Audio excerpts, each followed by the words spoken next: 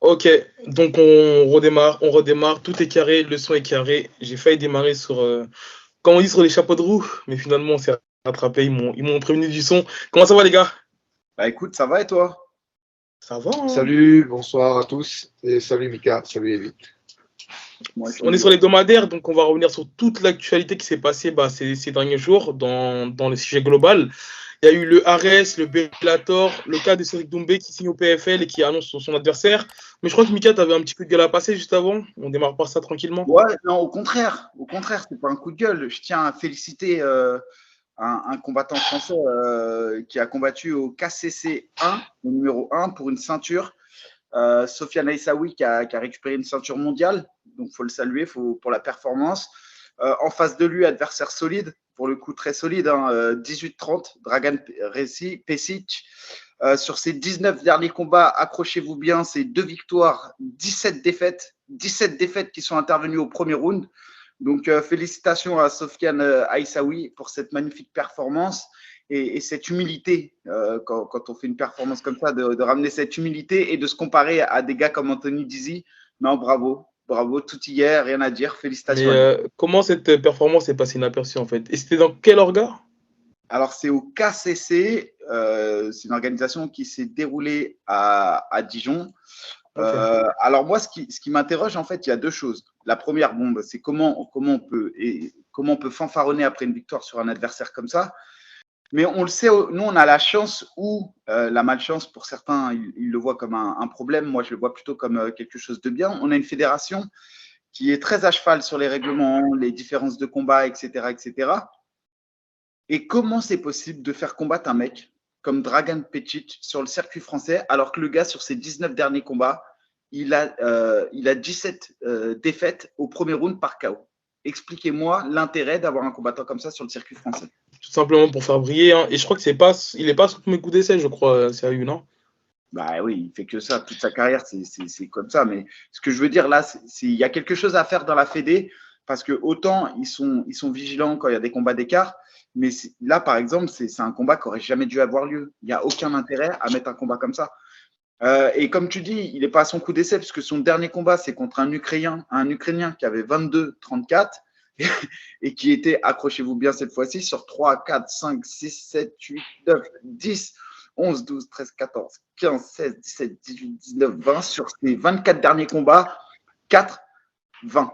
4 victoires, 20 défaites. Bah, Et à ce moment-là, c'est à la Fédé de ne pas autoriser ce genre de Ouais, combat. mais je pense que la piste est intéressante. Lionel Brézéfin, je sais qu'en plus il nous écoute et il est toujours, il bosse comme un sourd et il est avide de travail. Et je pense que Johnny et Lionel, peut-être, faut les mettre sur cette piste-là également. Je sais pas, j'ai mis une hypothèse comme ça. Peut-être que les records négatifs français, faut les garder parce que le mec qui a un record négatif mais qui est en France et qui veut continuer à combattre, ben, je pense qu'il faut l'aider et l'encourager. Il n'y a pas que des champions et des UFC fighters en hexagone. Cela étant, ouais, je pense que un étranger qui a un record fortement négatif, alors je sais pas, ça pourrait être 15%, 30%, 20%, ça je laisserai Johnny et Lionel s'atteler à ça, ou qui est sur plus de 5 défaites ou 10 défaites d'affilée, peut-être qu'il faudrait réfléchir avant d'autoriser les match-ups, effectivement. Parce que clairement, je n'ai pas envie que notre sport devienne comme l'anglaise, où il y a des mulets comme ça qui sont avec 30 défaites d'affilée, et c'est sale et sombre. J'aime pas du tout le concept. Mais voilà, on peut féliciter quand même Sofiane Aissaoui pour cette performance. Bravo, vraiment, bravo à toi. Tu es un brave gars.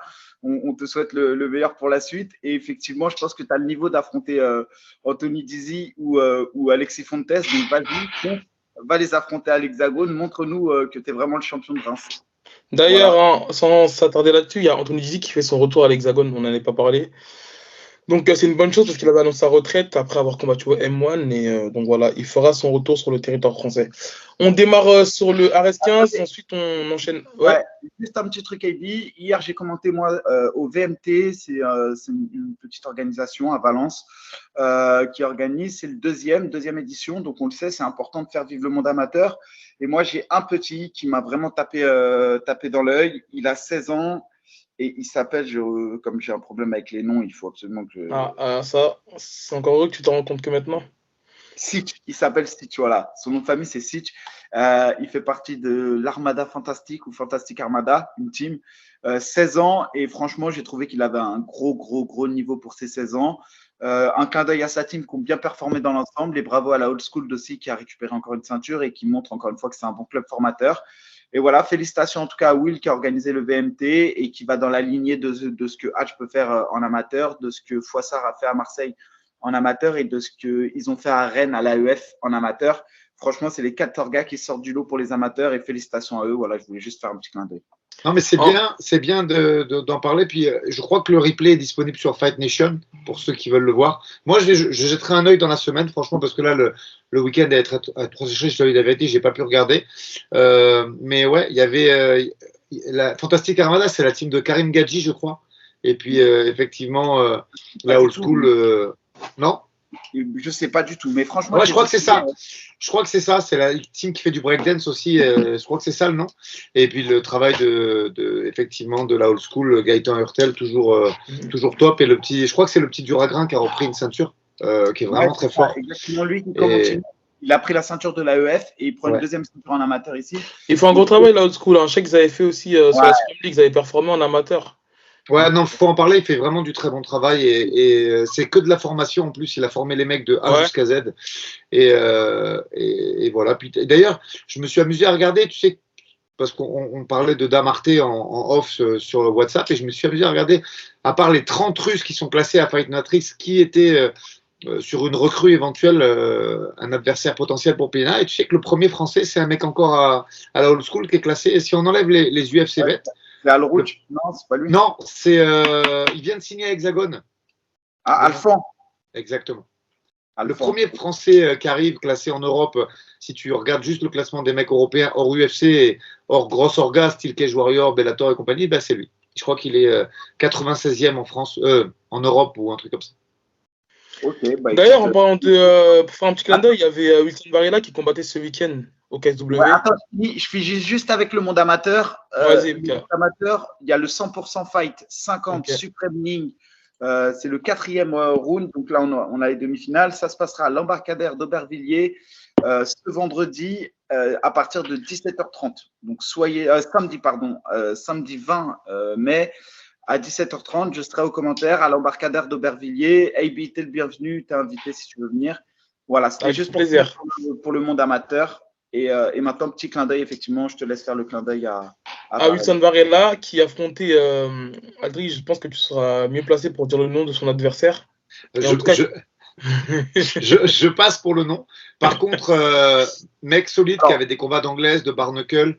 Et puis KSW, on le sait, on l'a souligné avec Saladin et Ramzan, c'est toujours des match-ups hyper compliqués. Ils ne viennent jamais pour te faire briller. Donc voilà, très belle victoire par KO. Et moi, en plus de la victoire, il est sur 3 straight wins, Wilson. Et je trouve qu'au niveau des déplacements, il commence à s'habituer au MMA et au niveau de la distance, même s'il a recombattu en pied-point il n'y a pas très longtemps à Marseille. Mais ouais, ça commence à être très très solide et je pense qu'il a passé un cap net sur les déplacements. Ouais, 2023 lui réussit bien. Moi, on l'avait vu à l'Hexagone, si tu te souviens, Ibi, on était ensemble. Ouais. Et je trouvais aussi que dans les déplacements, c'était beaucoup plus propre. À l'UA Warrior, c'était perfect, mais bon, c'était très rapide. Et là, son adversaire, Sadzinski, là, le Polonais, il faut quand même savoir qu'il a 9 combats, ou 8 combats au KSW. C'est sûr, il a 3 victoires maintenant, 5 défaites, mais quand on fait 8 combats au KSW, c'est qu'on n'est pas nul, quoi. Enfin, c'est pas un faire-valoir. Et quand on va au KSW, c'est rarement pour nous faire briller, comme tu le disais. Donc, grosse performance de Wilson Varela. Et hâte de voir pour la suite s'il continue sur cette lancée. Très beau fiche, en tout cas, je vous invite à aller le voir. Là, je crois que c'est sur l'Instagram du KS. Ouais, tu peux le voir sur RMC Sport aussi sur le replay. Et big up à Jean-Mi Froissart qui était avec moi à Arès jeudi soir et qui a pris un avion pour la Pologne le vendredi matin et qui est rentré il y a quelques heures à Marseille. Mec, le fighter, c'est un guerrier et je suis fier de manager sa carrière, mais le coach, c'est un guerrier aussi quand même. 2 avions, 3000 km en 2 jours. Jean-Mi, il est vraiment au top. Ça fatigue, ça fatigue. D'ailleurs, en parlant de ça, on était jeudi à Arès. Je ne sais pas s'il y a des combats que vous avez sélectionnés, mais moi, c'est un Ouais, sujet un peu plus global dont bah moi, j'ai j'aimerais. sélectionné un combat Ouais. quand même sur lequel je voudrais mettre. Après, soit tu parles de la globalité, soit voilà. Mais moi, ma révélation, encore une fois, c'est pas vraiment une révélation. Je le disais, hein, que c'était un gros défi pour ta team, Aldric. C'est Félix Kuhnkammer. Vraiment, les gars, je vous le dis, il est très, très fort. Ce qu'il a fait en combat face à Christopher Jacquelin, c'est très difficile à faire à n'importe quel combattant. Il est arrivé dans une optique de destruction et il a réussi son travail de destruction en moins d'une minute. Franchement, ce qu'il a fait, c'est dur à faire. Parce qu'il a fait un vrai travail de destruction face à un adversaire qui était plus grand que lui, qui était beaucoup plus physique que lui. Quand on voyait dans la cage, on avait l'impression que Jacqueline, il faisait 2 fois son poids. Et ce qu'il a fait, en fait, c'est juste qu'il s'est servi de son taekwondo. Nous, on le connaissait pour son sol. On l'a rarement vu s'exercer avec des low kicks destructeurs comme ça. Et en fait, il est C'était vraiment venu, terrible. Franchement, il est venu en moi, mode pratique. Personne n'attendait là-dessus, quoi. ouais, gros respect là-dessus. Moi j'étais. Alors, c'est pas que j'étais décontracté, hein, c'est que quand tu vas avec des jeunes sur qui tu construis une carrière et qui s'entraînent avec toi 2 fois par jour, t'as pas la même pression que quand tu fais un comeback d'un mec de 38 ans. Enfin, c'est même pas un mec, c'est vraiment mon petit frère, Christopher, ça fait 11 ans, 12 ans qu'il est avec moi, mais si tu veux, déjà, le défi, c'était de le remettre sur pied après 7 ans d'inactivité.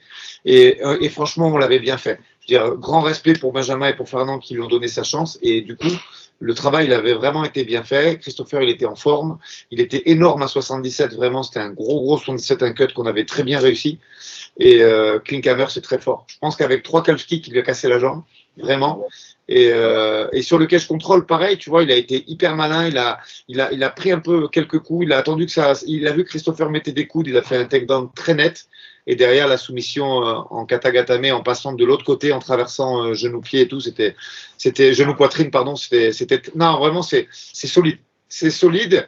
Je fais vite fait la transition avant de redonner la parole à Abou. Moi, je vais revenir vite fait sur Jordan parce que c'était un combat hyper difficile. Maris Sardi, c'est très fort. Il avait emmené Baki jusqu'à la décision Ouais. en prenant des gros coups, en étant durable dans le combat. Et voilà, moi, Jordan, je le connais depuis l'IMAF. J'ai trouvé une nette amélioration dans ses choix tactiques et dans son striking. Donc, ouais, pour moi, c'est Damarté la révélation, enfin la confirmation de la soirée. Mais Jordan, moi, il m'a impressionné par les progrès qu'il a effectués en quelques mois. Ouais, bah, je te rejoins. En fait, Jordan, moi, voilà, je savais qu'il était solide, qu'il avait des grosses aptitudes. Je l'ai trouvé décevant sur son dernier combat contre Nascimento. Et là, c'est tout le contraire. Là, j'ai trouvé qu'il est sorti de sa zone de confort. Il a boxé.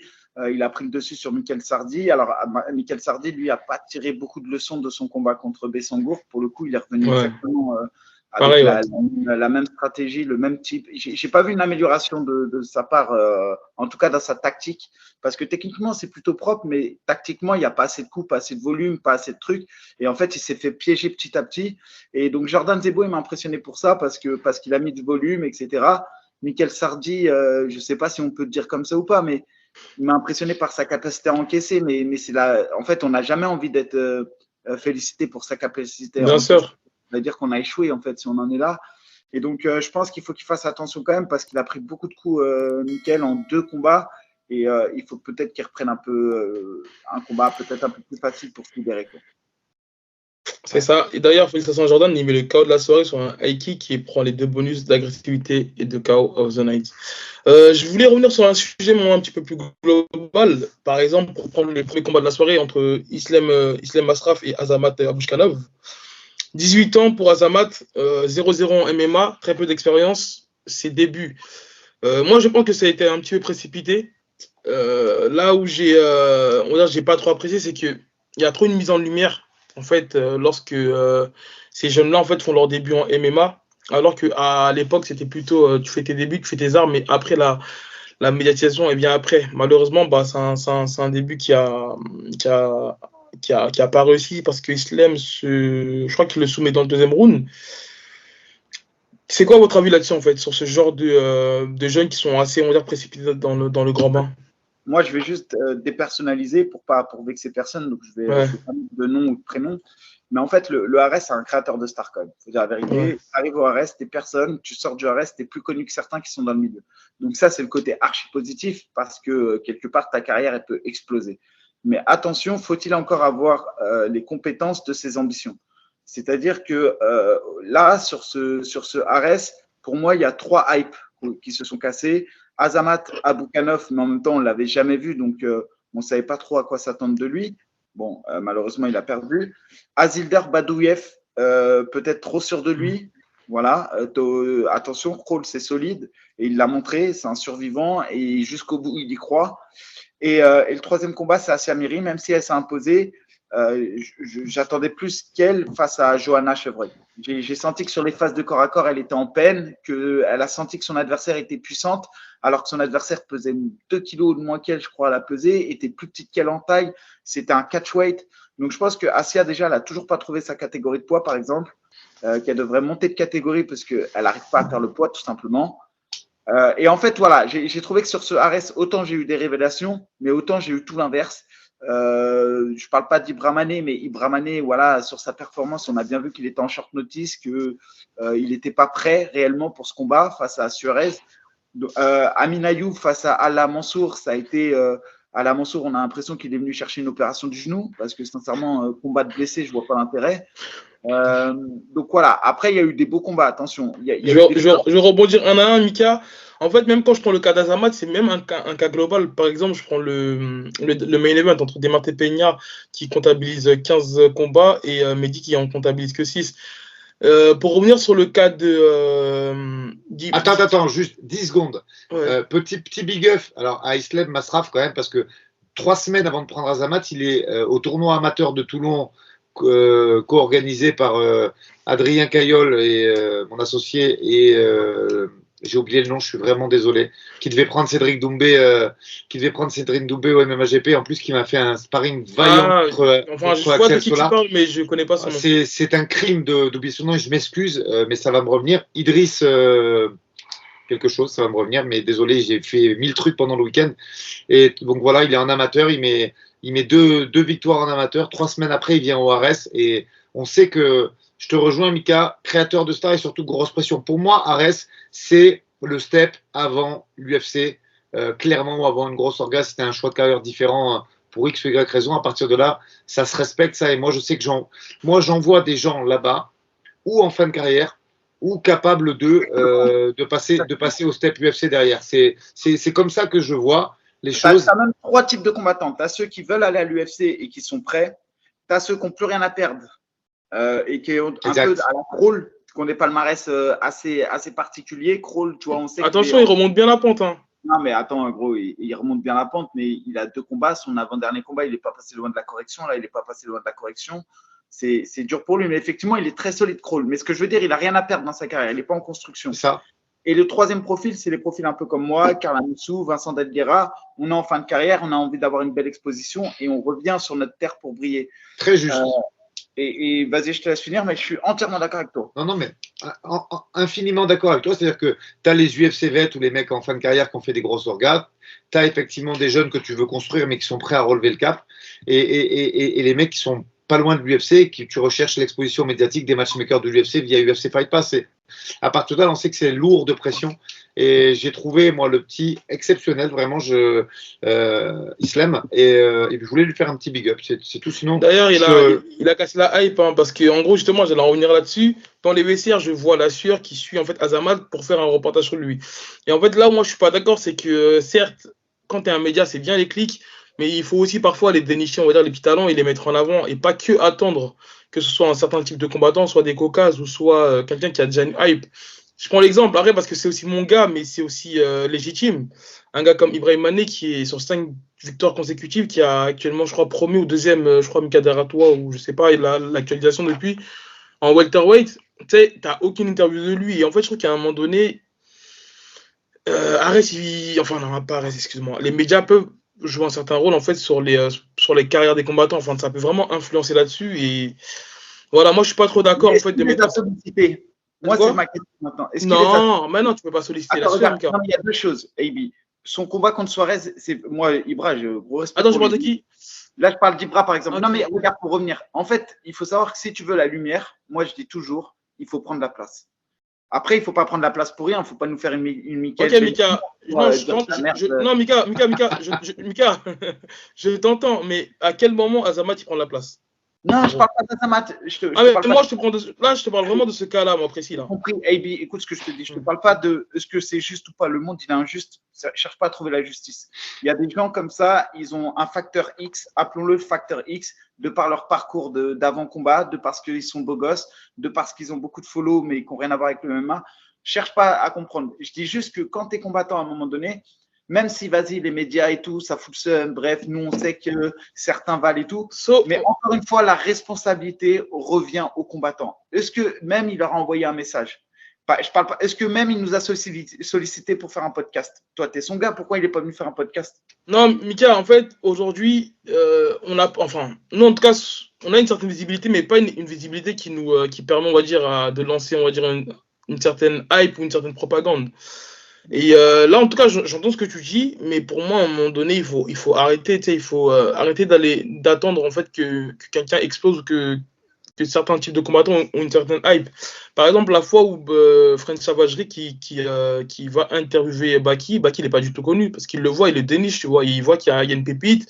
Il n'a pas attendu qu'il y a le FC Baki sur Twitter, il n'a pas attendu qu'il combatte Arès, tu vois. Et c'est ce que en fait je reproche à un moment donné. Ce que je reproche à un moment donné. Est-ce que c'est pas aussi un travail de Baki qui sait se mettre en exposition parce que oui, bien sûr. Je pense que c'est ça. Attention, regarde, moi je vais parler très librement parce que Ibra, moi, il sait que on s'entend très bien, je le respecte énormément. Je suis content pour lui qu'il va apprendre de ce combat parce qu'effectivement, je le trouvais moins fort que d'habitude et je le trouve vraiment très fort. Je veux dire, Ibra, moi, je le connais depuis The Fighter 1. La télé-réalité en Afrique du Sud, puisque j'avais regardé ce qu'il en était avant d'envoyer Manon à cette époque. Donc, on parle de 2016, 2017, quelque chose comme ça. Donc, moi, hypé par ce gars, je le trouve très, très fort. Mais je pense qu'à lui, il en est au moment où il faut se mettre en avant sur les réseaux sociaux. On comprendra qui voudra. Je pense qu'il y a des petits jeunes qui le font trop tôt et trop vite. Je pense qu'il faut se calmer là-dessus aussi. Il faut d'abord montrer ce qu'on sait faire dans une cage et après communiquer à outrance sur les réseaux sociaux. Je ne citerai pas de nom, mais j'en pense pas moins. Mais je pense que, comme Mika le dit, arrivé à un moment, il faut s'exprimer. Et tu commences par le AB Show, bien sûr. Pourquoi la plateforme, elle est bien. Le mec, il met ses ambitions là-dessus, ça plaît un petit peu, ça peut générer une hype. Et puis derrière ça, t'enchaînes sur d'autres médias. Moi, je pense tout à fait mais qu'effectivement, une interview d'après-combat, un débrief, une interview d'avant-combat, il faut qu'il le fasse. On l'a déjà fait sur son combat précédent, mais ce que je veux dire, c'est que c'est vrai que, et ça, je lui dis beaucoup, qu'il doit faire ce travail-là en amont sur les réseaux, mais c'est aussi aux médias d'aller mettre en avant les talents français. Et pas que attendre une hype. Je suis d'accord, mais nous, on n'a pas le droit de dire aux médias de faire ce qu'ils doivent faire. Pourquoi ils ne viennent pas? Ah bah si. Tu vois, non, mais moi, j'ai pas à lui dire. Non, mais après, on en parle librement. Je veux aussi savoir votre avis. Non, tu voulais mettre un coup de gueule et tu le fais, mais c'est vrai que tu ne peux pas dire. Ce que je dis, c'est au contraire. Tu vois, moi ce qui ne leur donne pas la lumière, moi, ça me va bien. Imagine, nous, on le prend en lumière et que derrière, quand il a percé, il continue à nous donner la lumière parce qu'il est revanchard. C'est comme ça qu'ils vont comprendre qu'il va falloir miser sur les jeunes. Donc, tout le monde a une responsabilité dans ça. Et maintenant, deuxième chose que je dis, son combat, il ne l'a absolument pas vendu. Tu vois ce que je veux dire? Quand il affronte un Espagnol, comme moi, j'ai affronté Pépi, je m'en battais les couilles de dire Pépito, mais pourquoi je l'ai vendu comme ça le combat? C'est parce que je savais que ce n'était pas un combat franco-français qui était attendu par les Français. Tout le monde s'en foutait. Mais j'ai réussi à vendre le combat, j'ai montré ma préparation, etc. Ibra, il est quand même vachement secret. Sur ses réseaux, il est discret, il ne dit pas grand-chose. Et alors qu'il peut générer autour de lui, là, il est sur une archi bonne pente ascendante, il est sur 3 En fait, vous savez, là où je passe mon coup de gueule, c'est que c'est vrai que j'ai pas à dire à la Sueur ou d'autres médias de faire leur boulot, mais un exemple, sur son dernier combat, enfin avant celui-là, il gagne sur un boy kick, on est d'accord. Ah ouais, Jordan, il fait la même chose et je crois je vois que la Sueur, il retweet le KO, enfin il repartage le KO de Jordan. Et c'est là où je dis qu'à un moment donné, il y a quand même, à un moment donné, il y a vraiment. Après, Jordan, j'aime bien parce que il arrive à être humble dans son discours. D'ailleurs, très déformé, il s'est fait un peu clasher sur Twitter. Mais moi, je suis pas son avocat, vraiment, et j'ai rien à voir avec lui. Mais il dit que pour lui, il a le niveau, mais je pense qu'il dit le niveau pour atteindre le top 5 et pas présentement. Enfin, je le suppose. Mais je pense qu'il se vend très bien ce petit et qu'en plus il est humble, tu vois. Et c'est peut-être pour ça que son high kick est plus ressorti. Tu vois, il y avait la façon dont il a réclamé le bonus, c'était bankable quand même, ça se vendait. Moi, je trouve, je sais pas s'il le fait spontanément ou s'il le joue, mais dans tous les cas, il se vend bien. Et je pense qu'effectivement, alors il n'y a pas besoin de faire un copier-coller. Ibra, il a son accent un peu à la parisienne. Moi, j'aime bien comment il parle et tout. Tu vois, je pense qu'il devrait effectivement se vendre plus parce que je pense qu'il est contender à la ceinture, au moins sur une demi-finale à la ceinture d'Arès. Moi, je verrais bien un Klinkhammer Ibra. Je dis ça, je dis rien. Mais ouais, je pense que Mika a raison. Je pense que le premier travail, c'est à lui de le faire. Mais après, sur ça, je suis d'accord. Et là, par contre, je suis archi d'accord avec toi, Ibi. C'est que si maintenant tu me demandes objectivement, est-ce que les médias traitent tous les combattants de la même manière? La réponse est absolument pas, bien sûr. Est-ce qu'ils ont des têtes qui veulent faire gonfler? Évidemment, oui. On le voit, Baki, Jordan Zebo, Asia Miri, quand elles combattent, ils ont un traitement, les frères Turpal, enfin, ils ont des traitements particuliers, mais c'est parce qu'en fait, autour d'eux, il y a un facteur X qu'on n'arrive pas, nous, à déceler. Non, après, Mika, ça, c'est différent. C'est une fille, il n'y a pas beaucoup de filles. Voilà, je te passe les détails. Non, moi je suis pas d'accord. Nora, elle est archi forte, elle performe de ouf en ce moment. Non, après, je te parle juste dans le sens où il y a aussi ce côté jeunesse, tu vois, elle a à peine 19 ou 20 ans, Asia, tu vois, donc… C'est le facteur X, c'est ça que je te dis. Mais non, c'est pas un facteur X, ça, mon gars. Non, mais c'est la hype qu'on n'arrive pas à expliquer. C'est le facteur qui fait que… Non. Franchement, des fois, il y a une favorisation, j'ai l'impression, des Caucasiens sur au niveau médiatique. Ouais, ok, je viens de comprendre. Black Lives Matter, c'est ça? Non, jamais. Non, mais c'est… Le point levé, Ibi. Non, je te jure, avec tout le respect que j'ai pour Azamat, en plus, c'est mon partenaire d'entraînement, mais tu vois, s'il avait genre 5-0, 4-0, qui avait déjà eu des gros finishes derrière, des gros slams, des highlights qui tournaient, ok. Sauf que là, il y a 0-0, Mika. Donc, quand je vois la sueur qui cherche à faire un reportage sur lui et que je vois, il y a mon gars, derrière, il n'y a aucune interview, je passe un coup de gueule. Maintenant, voilà, on le prend comme on veut. Vous avez quelque chose à rajouter sur le RS? Ouais, dernier combat quand même, Mustafa Aida. Oui. Moi, c'était un crève-cœur ce combat, mais voilà, grosse performance de Mustafa Aida, grosse performance d'Abdelmoumen quand même, qui était challenger et qui a quand même mis en difficulté sur certaines phases de boxe, etc. Mustafa, qui s'est blessé la jambe au premier round et qui est reparti au combat, donc gros guerrier, et Mustafa qui confirme que c'est très solide, très précis, et j'espère, peut-être pas pourquoi avoir un second titre contre Demarte Peña. Je ne sais pas si vous avez un mot à dire, mais après, je rebondirai sur les déclarations du frère Turpal. Non, c'est Aboubacar. Aboubacar, voilà. Mais non, entièrement d'accord. Moi, je pense qu'aujourd'hui, Demarte Peña, soit il signe à l'UFC, soit il ne peut pas signer à l'UFC pour des raisons qu'on ignore. Et je pense que c'est… ouais, je pense que Mustafa, pour moi, il a un combat, parce qu'un combat en arrière, il a perdu déjà, tu vois. Donc, je pense qu'il serait bien que Arès signe du 109, clairement. C'est pour ça que je m'étais amusé à regarder. Mais c'est vrai qu'il y a… Tu regardes le classement Fight Matrix, il y a une trentaine de Russes dans le truc. Et je sais qu'en ce moment, avec la guerre, que ce soit des Caucasiens ou des Russes purs, c'est pas facile, c'est compliqué. Mais ouais, là, je pense qu'il faudrait un ou deux fighters de plus dans le roadster d'Arès, parce que c'est vrai que dans cette catégorie de poids, ils sont pas très nombreux, de façon à… J'ai un petit croustilles, mais c'est deux petits croustilles. Normalement, il y a Beltran qui s'était fait battre par Damien à 66 kg, qui va revenir dans sa catégorie naturelle à 61. Enfin, naturel. Voilà, c'est un très bon croustille, ça. Et il y a le frère Figueiredo. Ok, qui était à l'UFC auparavant. Maintenant, on l'avait combattu sur la même carte que lui à Abu Dhabi. Juste. Lui, tu vois, je n'avais même pas vu qu'il avait été release de l'UFC. Voilà. Et ben voilà, tu vois, du 109 dans cette KT, parce que voilà, il en manque un peu. Et si Demarte est toujours là, ben, je pense qu'il faudrait un étranger à l'UFC vet pour que lui aussi il ait le droit de montrer exactement ce qu'il vaut. Je pense qu'il mérite, hein, avec tout ce qu'il a fait là. Parce que apparemment, la main cassée ou en tout cas gravement endommagé. Derrière, il refait un game plan. Mehdi, c'était solide, il était bien entraîné. Et il a vendu chèrement sa peau. J'ai trouvé que c'était hyper solide. Bon. Mais ça s'est senti, il y avait une trop grosse différence de level. Après, au deuxième round, j'ai bien aimé parce qu'il est revenu tout redonner pour essayer d'aller chercher cette victoire. Malheureusement, c'est pas passé. Et Peña, moi, ce qui me tue, c'est son intelligence de combat. Je trouve vraiment que c'est un tueur. Il fait des choses basiques, mais il les fait extrêmement bien. Ouais. Après, franchement, je le connais suffisamment, Mehdi, ou peut-être que Nicolas Haute pourra en répondre. Je serais quand même curieux de connaître le poids au jour du fight de Demarte et celui de Mehdi. Mais moi, je pense qu'il y avait au moins 5 kilos d'écart. 5-6 kilos d'écart. Je voyais pas Mehdi Moi, je l'ai trouvé dans les. Après, là, je spécule. Hein. J'en sais rien, mais je pense que j'avais l'impression qu'il était vraiment beaucoup plus lourd Damarté.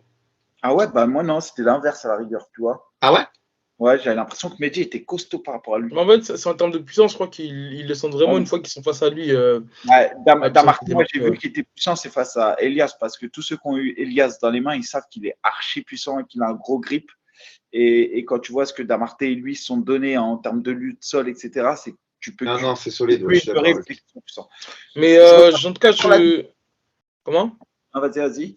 Non, je dis en gros, je suis obligé de souligner en fait la performance et le niveau de Taylor. En fait, quand je vois la manière dont Demarté Peña il tape tout ce monde, et il est sous-estimé Demarté Peña. Franchement, il est sous-estimé. Et en gros, sa seule défaite, c'est face à Taylor Lapillus, donc un petit big up à lui.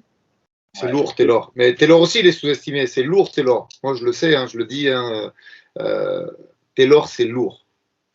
Ouais, mais on le reverra, j'espère, au mois de septembre. Normalement, il devrait être sur la carte, normalement. Et normalement aussi, et ça aussi, c'est un petit croustille, normalement, on devrait avoir Abdul sur la carte au mois de septembre. Je vous le dis, je ne vais pas dire d'où ça sort, etc. Mais normalement, à très, très forte chance qu'il soit sur la carte. Ça a même été, le contrat n'est pas signé ni rien, mais normalement, il est sur la carte, restez connectés. Bah écoute, en tout cas, c'est tout ce qu'on lui souhaite parce que c'est vraiment mérité. On peut passer au Bellator. La déclaration. Attends, je reviens vite fait sur la déclaration. Ah oui, excuse-moi, Mika, c'est vrai. Du frère Aboubakar. Très, très bon en soi. Hein. 2 combats, 2 KO, 2 finish ORS. Il dit, en fait, il anticipe même les critiques qui vont être faites autour de son trash talking parce qu'en gros, il dit moi, je prends Elias Boumezgan et je prends Demarté Peña le même soir. Je connais mon niveau, je connais le niveau de mes sparring partners et je peux les battre le même soir. Moi, j'invite juste à dire aux jeunes combattants, moi, je comprends que vous puissiez avoir les dents longues et que vous ayez envie d'aller au plus haut niveau, etc. Je l'entends.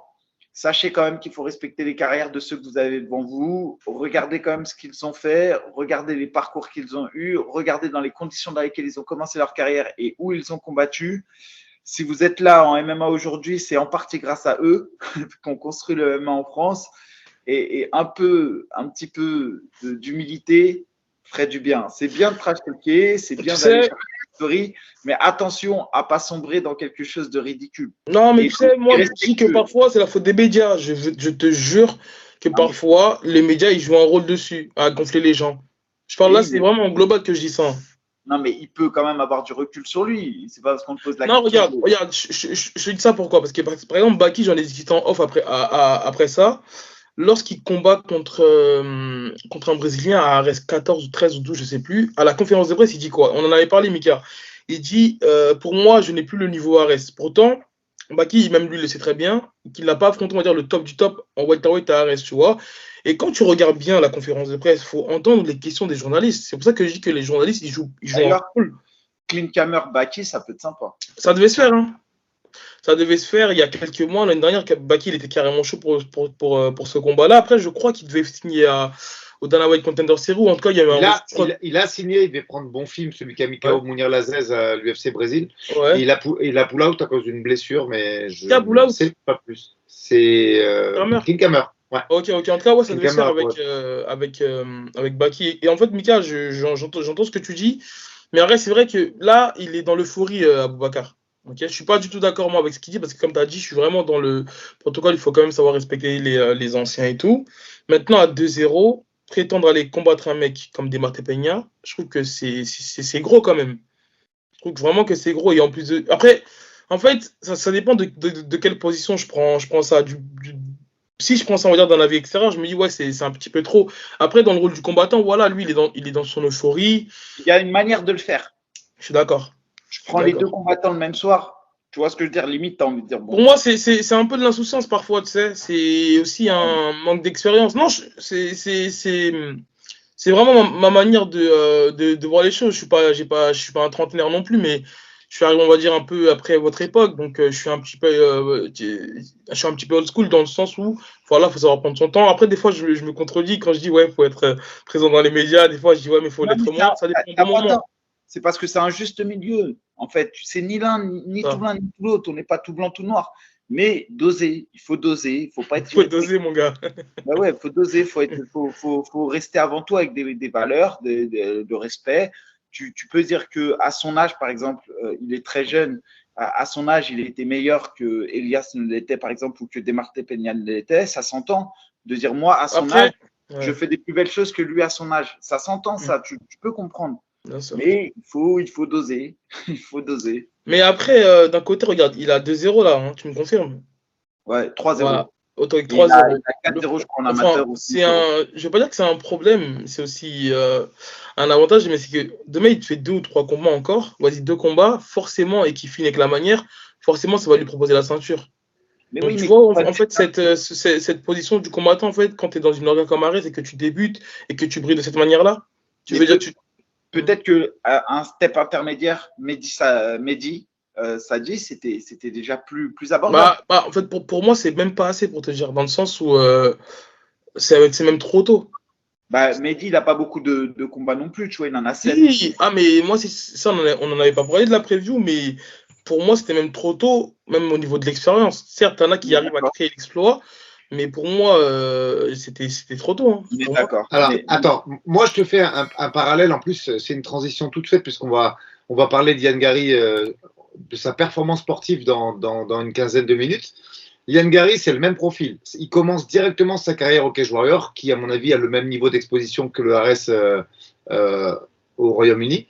Donc voilà, il fait 6 combats. À son 7e, il fait la ceinture du Cage Warrior. Il clique 7-0, il coche les cases, il va à l'UFC, il refait un 5-0 à l'UFC. Et je pense que voilà, il a été, la carrière a été bien construite, très rapide, mais bien construite. Et comme le disait Mika, il y a malgré tout un temps pour tout. Le mec, il n'a pas call out la ceinture à son 2e ou 3e combat, malgré les meurtres qu'il a fait dans la catégorie.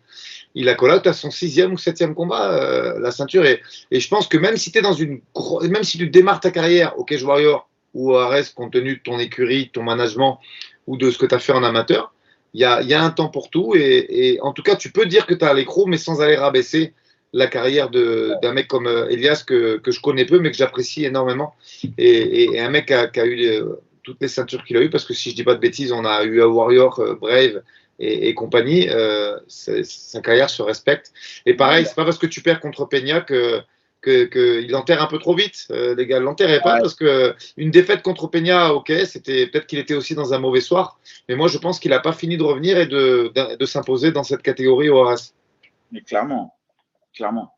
Donc voilà, ça c'était le petit truc. Voilà, je trouve que j'en avais déjà parlé moi avec Baki, et en plus Baki pour moi a déjà beaucoup plus prouvé que lui entre guillemets.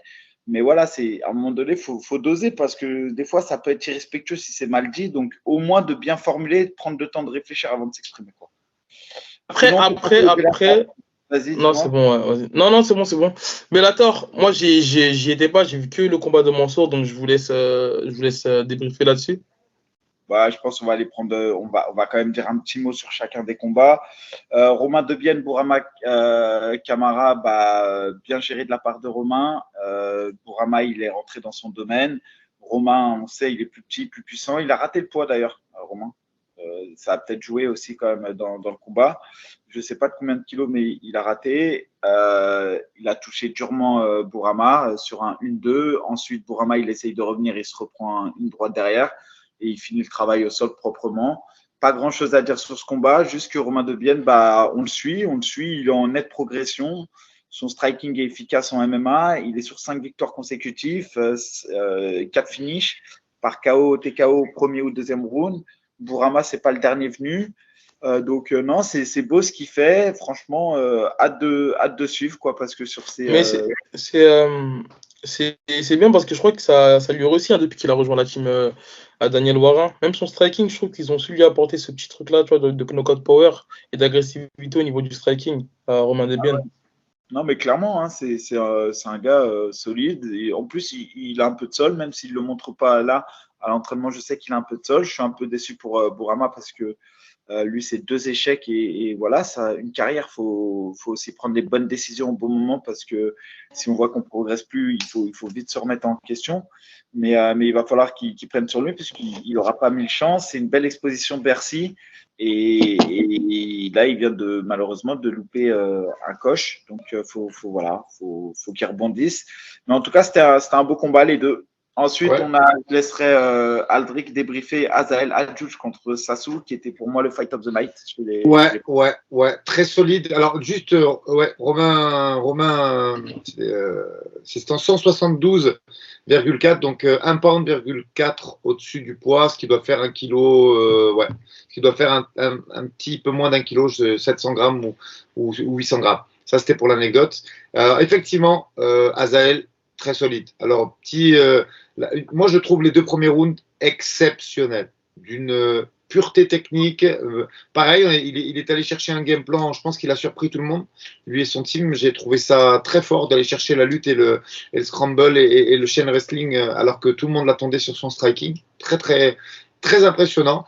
Alors, justement, je pense que le 3e, ça s'explique à cause de ça. Peut-être qu'il n'a pas l'habitude de gérer des premiers rounds où il se crame un peu au niveau de la lutte et de la lutte enchaînée et qu'il a eu peut-être un petit coup de mou sur le 3e, mais vraiment encore une très grosse progression. J'ai beaucoup aimé ce qu'il a fait pendant ce combat. Bon, son striking, on savait déjà que c'était exceptionnel. Sassou en face, c'est très solide, ça lâche rien. Il a pris beaucoup de coups et il n'a pas lâché.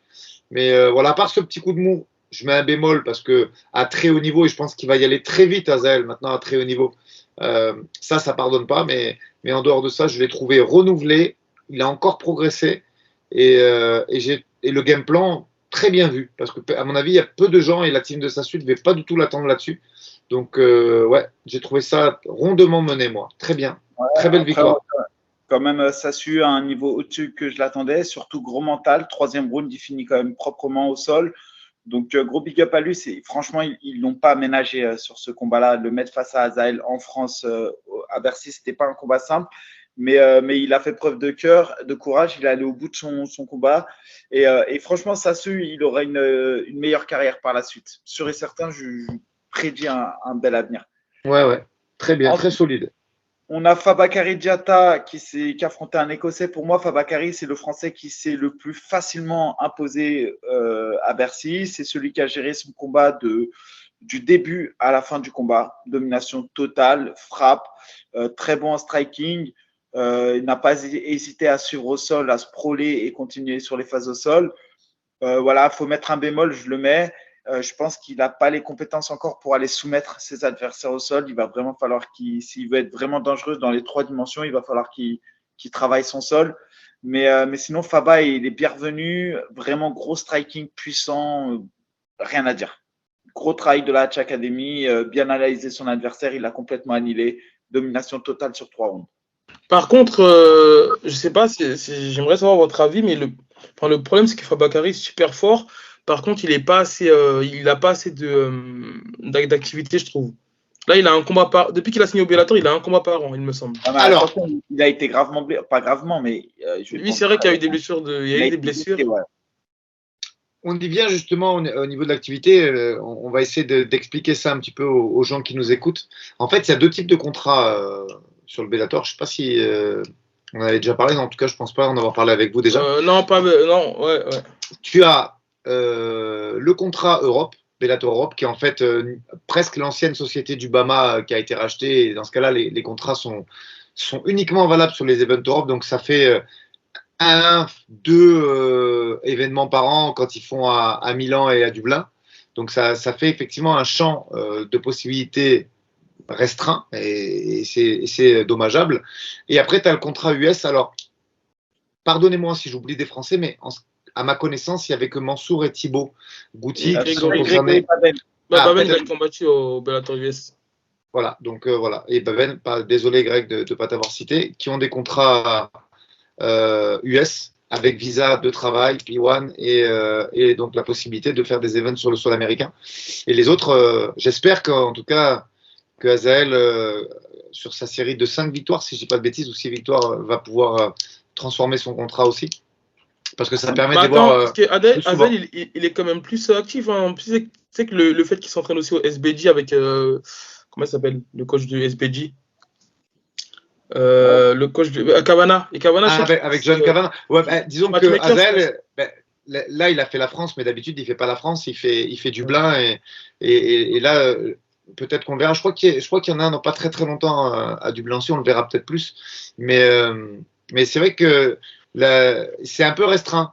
Pour les Français qui ont que ce contrat européen et qui font quasiment que le Bellator France ou Milan pour certains, Mika a raison, c'est un peu restreint. Après, un petit mot sur l'Écossais, parce qu'attention, c'était pas un faire-valoir. Il y en a plein qui ont dit oui, c'est moins bon, machin. Non, non, le mec, il avait été au on-top, il avait une carrière amateur solide. Il avait même été en Afrique du Sud par 2 fois à l'EFC, à l'époque où à l'EFC, c'était très fort le niveau.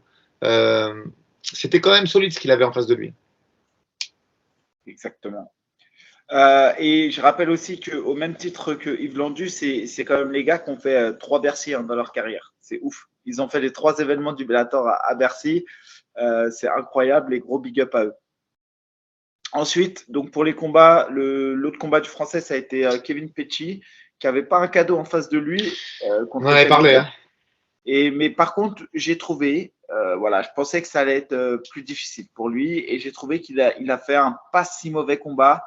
Il a peut-être accepté trop facilement au 3e round la domination, mais j'ai trouvé Kevin Pecci, par rapport à ses dernières performances, un cran au-dessus. Et donc, je suis content parce qu'il a montré qu'en tout cas, il pourrait rivaliser par la suite et qu'il pourrait aller chercher des défis peut-être un peu moins durs que celui-là. Mais voilà, ça a été une défaite, c'est sûr, une défaite à la soumission au 3e round. Mais il a quand même montré des petites choses et j'ai été plutôt agréablement surpris, même s'il y a eu une défaite. Quand on a fait la preview, on l'avait dit, hein, et lui, il avait le plus mauvais match-up de la soirée, assurément. Moi, je t'ai dit, je le connaissais bien, ce mec-là, et j'ai trouvé effectivement il a mis une belle opposition. Mais il a dû être usé. C'est compliqué des mecs comme ça. Si en plus tu tombes de suite, et ça a été le cas, il a pris un takedown à la 2e ou 3e minute du premier round déjà, c'est compliqué. C'est des mecs qui tuent, qui te roulent dessus. Il est très puissant. Mais j'ai trouvé qu'il avait fait un beau combat et qu'il a mis une très belle opposition. Ah ouais, exactement. Donc voilà, big up à lui et il s'est pas démonté. Derrière, on a Yves Landu qui bat le Polonais qui lui aussi a raté le poids, le Polonais. Donc Yves Landu qui combat dans la KTD 66, c'est son 2e combat à 66 kilos. Je rappelle quand même la carrière de Yves Landu, c'est désormais 5 combats au Bellator, 4 victoires, 1 défaite. C'est le seul qui a gagné ses 3 combats à Bercy. Donc le Bercy lui porte bonheur. Sa seule défaite, c'était en 77 à 70 kilos contre Tim Wild. Très gros combattant, mais à 70 kilos. Et Yves Landu qui continue à performer. Il n'est pas rentré dans le combat tout de suite. J'ai senti qu'il a eu du mal à rentrer dans le combat et c'est ce qui lui a valu de perdre le premier round. 2e round, beaucoup plus équilibré, mais très légèrement en faveur de Yves Landu. Et 3e round, il déroule et il gagne le 3e round. Donc, il gagne le combat, 2 rounds à 1. Et le 2e round était quand même très disputé. Ça restait un gros challenge en face. Mais voilà, le Polonais n'a pas fait le poids. Et franchement, il y avait une grosse différence de gabarit dans la cage. Ouais, pourtant, il n'a pas raté le poids de beaucoup. Je crois que c'est de 200 grammes ou 250 grammes. Mais ouais, j'ai trouvé qu'il y avait une grosse diff. Il était très costaud. On l'avait dit aussi, hein, que le Polonais, c'était pas du tout un cadeau, qu'il était bien supérieur au match-up initial. Moi, je mets ça. Alors, toute proportion gardée, hein, je mets un peu ça dans le même sac qu'on parlait d'Ibrahim tout à l'heure. Voilà. C'est un combat où ils n'étaient pas dans le meilleur des soirs, très honnêtement. Je nuance un petit peu parce que Yves a 36 ans maintenant, faut qu'il explose s'il veut avoir sa chance, parce que c'est pareil, hein, pour aller passer au step d'au-dessus et avoir un contrat Bellator US, il faut envoyer. Mais voilà, un soir moyen, mais c'est ça qui fait les champions. Quand tu arrives à gagner mais que tu es dans un mauvais soir, c'est déjà un très bon signe. Et il fait un vert là-dessus avec un combat vraiment pas facile. Mais je suis d'accord avec toi, c'était pas le meilleur Yves Landu qu'on a vu. J'ai même cru qu'il était blessé, moi, en regardant le combat. Moi, je pense que c'est le premier round. Vraiment, il a eu du mal à rentrer dans le combat. Et dès qu'il est rentré et qu'il a commencé à mettre son jeu en place, là, ça devenait trop compliqué pour le Polonais. Ensuite, Saul Rogers contre Davy Gallon. On l'avait dit que ça allait être un combat difficile pour Davy Gallon. Franchement, ce n'était pas un cadeau. À 2 minutes 12 du combat, il y a une intervention de l'arbitre, un peu sous la demande de Saul Rogers, qui a l'impression que David Gallon réagit plus, donc il lui dit il est en train de dormir. L'arbitre, tout de suite, au lieu de parler à David, lui dire est-ce que tu dors pas, tu vois, il intervient entre les deux. La décision fait polémique. Tout de suite derrière, c'est transformé en no contest. Maintenant, je me demande sincèrement si quelque part dans cette malchance de cette intervention de l'arbitre, Davy Gallon n'a pas eu un peu de chance parce que se faire prendre comme il était pris à 1 minute du combat, ça faisait déjà 1 minute qu'il était en train d'être pris dans la clé. Ouais, Et il en reste 3. Il restait encore 3 minutes dans le premier round. Je ne sais pas dans quelle mesure cette malchance, c'est pas un peu aussi quelque part quelque chose qui. Bah après, en tout cas, de ce que j'ai vu, enfin, les deux, ils ont parlé en off. Après, à la fin, enfin, il y a Bellator qui filmait et il a demandé un rematch. Saul Rogers et David Gallon qui acceptent. Après, je ne sais pas quand est-ce que ça va se refaire. Mais attention, hein, Saul Rogers est solide et la manière dont s'est déroulé le début de combat montre que Saul Rogers a bien étudié David Gallon quand même. Il l'a amené là où il voulait l'amener et la soumission quand même. Et c'est là où on voit que Davy, bon, il avait aussi travaillé parce qu'il a mis ses mains en dessous sa jambe pour éviter d'être étranglé, mais c'était quand même mal barré. Donc méfiance quand même parce que Saul Rogers très solide et sur ce que j'ai vu du début de combat, ça allait être compliqué pour la suite pour Davy Gallon quand même. Donc c'est pour ça que je dis dans la malchance, il y a peut-être un peu quand même, faudra analyser ce qui s'est passé et travailler tout de suite parce que c'est solide Saul Rogers. Ouais. Rien d'autre à rajouter là-dessus. En tout cas, on savait que s'il le prenait le premier round, ce serait compliqué. Et c'était très compliqué le premier round. Après, à voir, parce que des fois, il n'est pas durable. Des fois, Saul, il relâche un peu sur la fin du deuxième. Mais en tout cas, ouais. Clairement. Par contre, tu as vu la différence de Gab c'était énorme. Hein. C'était colossal. Il y a derrière Thibaut Gouti qui a mis un beau KO, hein, il me semble, à deuxième round. Il fait un premier round de ouf. Il met sur les fesses Ken Moussa. Il a 2 doigts de le finaliser, mais quand il met le genou en fait sur le corps de Ken Moussa pour développer son ground and pound, en fait, son genou il glisse, ce qui fait qu'il n'arrive pas à le finaliser. Au deuxième round, il n'est pas passé loin de Ken Moussa. Il a touché les côtes. Je ne sais pas comment il a fait. En plus, il l'a senti parce que derrière, il rattaque avec ses accélère juste. Et Thibaut Gouti il change de garde pour plus s'exposer. Et sur une phase de clinch, magnifique. Hein. Franchement, il a boxé en combinaison, en sortie de corps à corps, propre. Il touche le menton. On sentait Thibaut Gouti au premier round largement au-dessus de Ken Moussa. Et quand l'autre il a touché au foie ou les côtes, là on a senti que le combat pouvait basculer. Mais il a plutôt bien réagi. Il a changé de garde. Voilà, gros guerrier. Hein, Thibaut Gouti, de toute manière, on le sait, gros guerrier. C'est peut-être l'un des combattants les plus sous-cotés en France, notamment parce qu'il n'a pas eu les performances qu'il méritait d'avoir à l'UFC. Mais c'est pour moi quelqu'un qui va toujours à la guerre, qui fait les combats. Et je suis content qu'il ait gagné une fois de plus à Bercy parce qu'il mérite et parce qu'il est bon. Voilà. Ouais, l'uppercut crochet qu'il met au premier round, masterclass, à montrer dans toutes les écoles de MMA. Pareil sur la sortie de corps à corps où il finit au deuxième. Il nous a fait le spectacle dans la cage. Il a fait le spectacle en post-interview puisqu'il colle Tim Wilde. Et qu'il y a de gros. C'est fort, c'est culotté. Et en plus, compte tenu que les deux ils sont sous contrat US, je pense qu'il y a 95% que ça se fasse. Le manager de Tim Wilde, c'est Nima Safapour. Moi, je travaille avec lui pour Manon. Donc, on essaiera de lâcher le croustille peut-être la semaine prochaine sur un IBI. Mais ouais, 95, voire 100% de chance que ce combat ait lieu. Donc, Tim White très solide. Hein. Et jusqu'à maintenant, il a fait un perfect contre les Français. Ah, c'est votre bête noire. Enfin, c'est la bête noire des Français, lui. Il m'a eu en décision. Il a eu aussi Anthony Dizzy. Il a eu Amin Fierce et il a eu Yves Landu. Amin Ayoub, Amin Ayoub. Ouais. Et c'est peut-être celui aussi qui a fait l'un des plus beaux combats au Bellator. Ouais. Solide, hein. Solide performance aussi de Tim White. Hein. Gonzalez, parce que Gonzalez, c'est pas facile, hein, franchement. Gonzalez, c'est dur. C'est un mec qui a perdu contre Ousmane, mais avant ça, il était sur une grosse hype. C'est fort. Franchement, Wild, impressionnant. On voit que la team, il s'entraîne avec les frères Edward, très solide. Donc, ça va être un beau banger, en tout cas, entre Wild et Gouti si le combat se fait. Ouais, on va tout faire pour qu'il se fasse. Je pense que c'est Thibaut, maintenant, voilà, il il a l'âge et l'expérience pour faire ce genre de combat. Donc, Ouais, on va bah oui. pousser au maximum maintenant pour que ce combat ait lieu. Ok. Est-ce qu'on peut passer au main event du peuple? Brent Primus contre Mansour Bernabi. Let's go. Bah, Mansour, je crois que c'est la première fois qu'il a une aussi grosse exposition médiatique. Un film RMC qui fait des centaines de milliers de vues. Tout le monde voulait aussi voir cette victoire parce que derrière, il a affronté Ousmane, là, le détenteur du titre, et le frère de Khabib. Et on sait que Mansour, il a un passif avec la famille de Khabib. Il bat Shamil, leur cousin, là, au Road FC. Il y a un combat mitigé contre Islam Makhachev, donc on voulait vraiment voir cette continuité, on va dire. Malheureusement, il s'incline par décision unanime. Qu'est-ce que vous avez pensé de son combat, de sa stratégie, de tout ça? Qui se lance? Vas-y, Mika. Vas-y. Après, je pense que tous, on a vu Mansour gagner ce combat. Moi, personnellement, j'étais quasi sûr et certain qu'il allait gagner le combat, mais c'est ça le MMA, un combat, c'est jamais gagné d'avance. Après, sur la stratégie, j'ai jamais vu faire Mansour autre chose que ça. Avancer, user et bagarrer. Maintenant, comme je savais que Primus, on en avait parlé, il avait le style un peu de Gamrot, il avait le style de Makhachev, il avait le style de Kevin Lee ou de Buchinger. J'avais quand même, je m'étais dit que peut-être il allait aborder le combat dans une autre optique, peut-être pas aller à la bagarre tout de suite.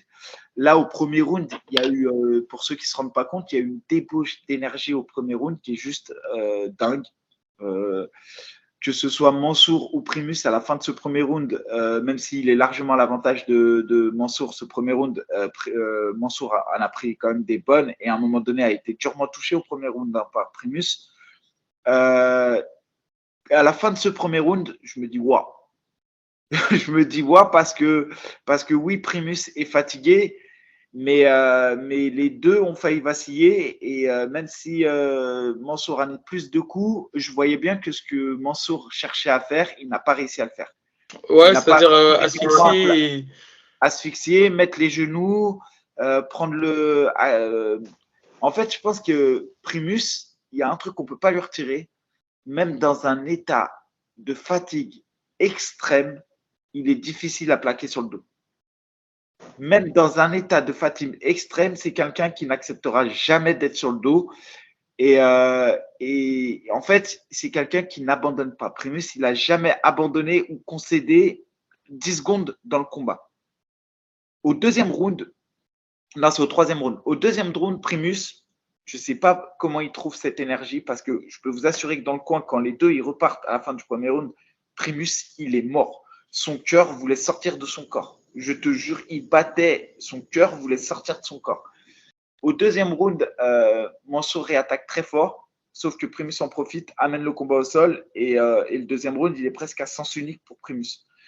C'est-à-dire que Mansour, il a sur le dos une tentative de clé de bras en venant récupérer le bras de Primus, mais à ce niveau-là, j'y crois difficilement. Et là, quand on revient au bout de ce deuxième round, je me dis, ok, Mansour, il n'a pas envie de boxer en gardant la distance parce que sinon, il l'aurait fait au deuxième round. Mais attends, là tu es sur le deuxième round, là. Ouais. Parce qu'en fait, à ce moment-là, je crois qu'il passe beaucoup de temps au sol et Primus, il a l'étranglement bras-tête. Mais tu vois qu'il ne le sert pas, il s'en sert plus comme un maintien pour récupérer. Non. Il y a des moments où il sert, mais il y a des moments où j'ai l'impression qu'il est vraiment en mode de récupération. Tu vois, vu que le premier round, il a été chaud. Je ne sais même pas comment il a fait pour respirer Mansour. On parle d'une solution. Il a des bras comme ça. Ouais, c'est ouf. Non, on parle d'un truc qui a duré pratiquement 2 minutes. Hein, ouais. quoi. Et d'ailleurs, je crois qu'il retourne sur la fin du deuxième round. Bref, troisième round, Mansour refait du Mansour. Il fonce. Et là, par contre, il a 2 doigts de finaliser Primus encore une fois. À la fin du troisième round, il tente une soumission. Mansour, il se fait renverser, mais il prend le round quand même. Et là, je me dis, il y a 2 rounds à 1 pour Mansour à la fin du troisième. Je me dis, là, Mansour, normalement, il va boxer en ligne et il va gagner un round sur sa boxe. Quatrième round, Mansour repart un peu à la bagarre. Primus le colle, place le genou derrière, l'amène au sol. Et là, il gagne du temps, Primus. Là, Primus, il est dans le gain de temps. Et il repart sur ce fameux triangle bras-tête. Et il repart sur ce qu'il a fait. Et il gagne le deuxième round. Et il reste ce cinquième round où j'ai espoir, encore une fois. Non, mais là, le quatrième, il s'est passé de la même manière que le deuxième. Primus le récupère. Oui, c'est ça. Il est copié-collé. Hein. Copier-coller. Et au 5e round, j'ai espoir vraiment qu'on dise OK, il faut boxer, il faut baisser le centre de gravité, il faut pas qu'on aille en lutte. Et on se fait amener au sol.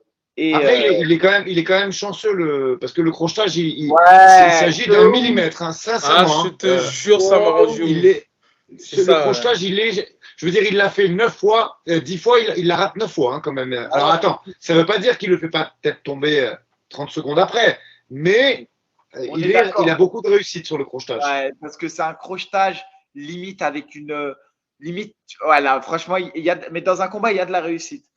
Voilà. Et le 5e round se déroule. Après, il faut savoir aussi la débauche d'énergie, etc. Et le 5e round se déroule exactement de la même manière que le 2e et 4e. Et pire encore, parce que là, cette fois-ci, il y a une forme de sac à dos et tout. Il y a vraiment. Là, on n'est pas passé loin de voir Mansour. De la soumission, ouais. Et c'est là qu'on voit qu'il a un mental de ouf parce qu'il n'a pas tapé. Et je peux vous assurer que dans le combat, il y a au moins 4 fois où il est en gros danger sur les soumissions. Il y a vraiment au moins 4 fois où il est en gros danger sur les soumissions. Donc voilà, donc le combat âprement disputé. Vraiment, c'était serré, ça s'est joué à un round. Mais dans l'ensemble, je pense que ce combat, il se perd parce que tactiquement. Ouais, il y a pas vraiment de stratégie, quoi. Il n'y a pas une volonté. En fait, c'est même pas qu'il n'y a pas de stratégie. Je pense qu'il n'y a pas la volonté de mettre en place une stratégie. Je pense que dès le départ, faut voir le premier round, hein, comment il démarre. Le premier round, c'est moi, ça me rappelle un petit peu au combat qu'il a fait contre Gamrot au KSW. Ouais, c'est un peu la même chose. Ouais. Et après, moi, une phrase hein, là-dessus, parce que Mickaël a fait une analyse qui, en tout cas, me correspond tout à fait. Moi, j'ai une phrase là-dessus. C'est une piste, en fait. Comme tu l'as dit, Mika, Mansour, moi, j'ai vu toute sa carrière. Et je pense que tous les combats sont à peu près passés de la même façon. Soit il prend des gros coups d'entrée et c'est lui qui renverse la vapeur, soit c'est lui qui agresse et qui finit derrière. Ça a toujours été comme ça. Après, simple piste d'interrogation. Moi, j'ai trouvé Primus beaucoup plus gêné par les mecs qui veulent scrambler avec lui et se relever que avec ceux qui veulent faire du grappling, quoi. Et c'était moi la piste, je pense qu'elle est là. Après, c'est toujours facile hein, de dire. Après, je ne dis pas que moi j'avais la bonne tactique. Cela étant, quand il prend Mamedov, quand il prend Benson et tout, avec des mecs qui se servent du jiu-jitsu mais qui essayent aussi et surtout de se relever et de scrambler, il est gêné. C'est un grappleur et c'est pas un mec à un chain wrestling, c'est pas Khabib, c'est pas Islam. Et le problème, si tu veux, c'est que Mansour a ce sol-là en fait. Mansour, tu veux mettre la posture avec lui pour frapper, c'est là qu'il va te sweeper. Et sur un mec qui voulait faire du grappling, ben, on n'avait jamais trop vu en fait ce qu'il en était. Et forcé de constater que Primus, on l'avait dit, de toute façon, c'est un énorme grappleur. Dixit combat Jack Shield et Greg Jones et compagnie. Et en grappling pur, je pense que ce mec-là, faut pas faire de grappling avec lui parce regarde comme il a passé la garde, comme il a été très agressif sur les soumissions. Ouais, il passait la garde facilement. Après, on le sait, il a un bête de renversement, Mansour, de la croix. C'est l'un des sur le John Wayne sweep, ouais, c'est très juste. Il fait un sweep ou alors il vient attaquer la clé de bras. On l'a vu, ça aussi. Mais le problème, c'est que là, ça restait du très haut niveau, Primus. Ouais. Après, je le rappelle, hein, Mansour aussi, il a perdu au change. Hein. Il va affronter Outlaw, on lui met Primus. Ah oui, clairement. Et en tout cas, pour le coup, par contre, là, c'est sûr maintenant, sur les 5 adversaires que Mansour a affrontés et dans lesquels il s'est incliné, ils ont tous le même style.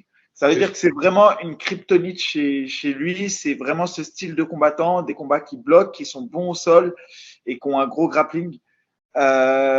Maintenant, voilà, moi je le dis, j'ai une grosse douche froide. En fait, c'est que je voyais tellement. En fait, j'avais envie aussi.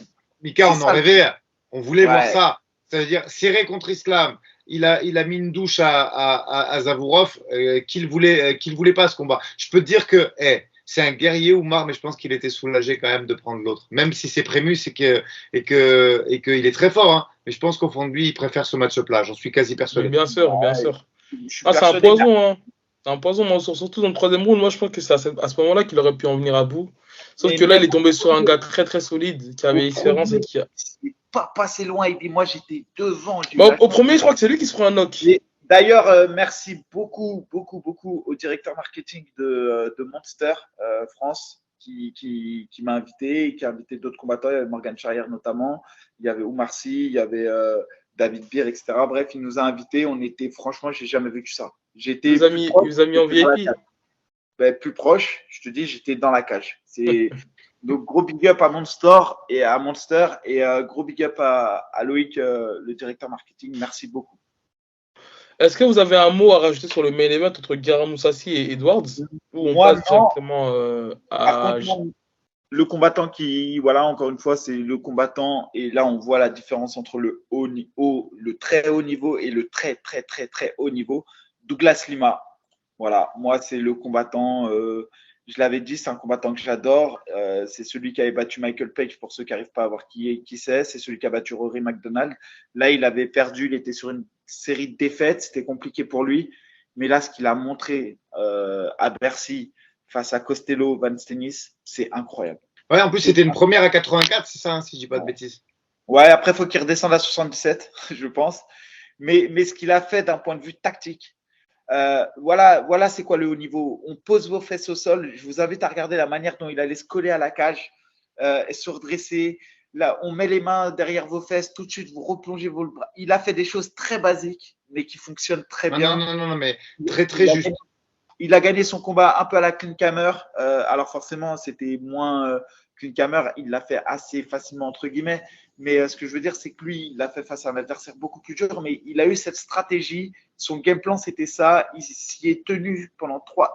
C'est comme ça qu'on gagne un combat à très, très haut niveau. Et moi, j'ai trouvé que d'un point de vue tactique, technique et du très, très, très haut niveau, voilà ce que c'est qu'un combattant de très, très, très, très, très, très haut niveau. Je te rejoins et je sais exactement de quelle séquence tu parles. Pour ceux qui ont envie de progresser là-dessus, les combattants, les autres, ils vont trouver que c'est très rébarbatif, mais sur les séquences de scramble, il fait péter le grip avant de se relever, ce que n'a pas fait, et moi je me permets, hein, après je sais pas s'il va nous écouter, Davy Gallon, mais je me permets de le dire, ce que n'a pas fait Davy. Davy a très bien scramblé sur le premier takedown de Saul, mais il s'est relevé avec la ceinture, et Saul Rogers avec la ceinture et le grip a refait tomber directement. Et moi aussi j'ai été, c'est très fort.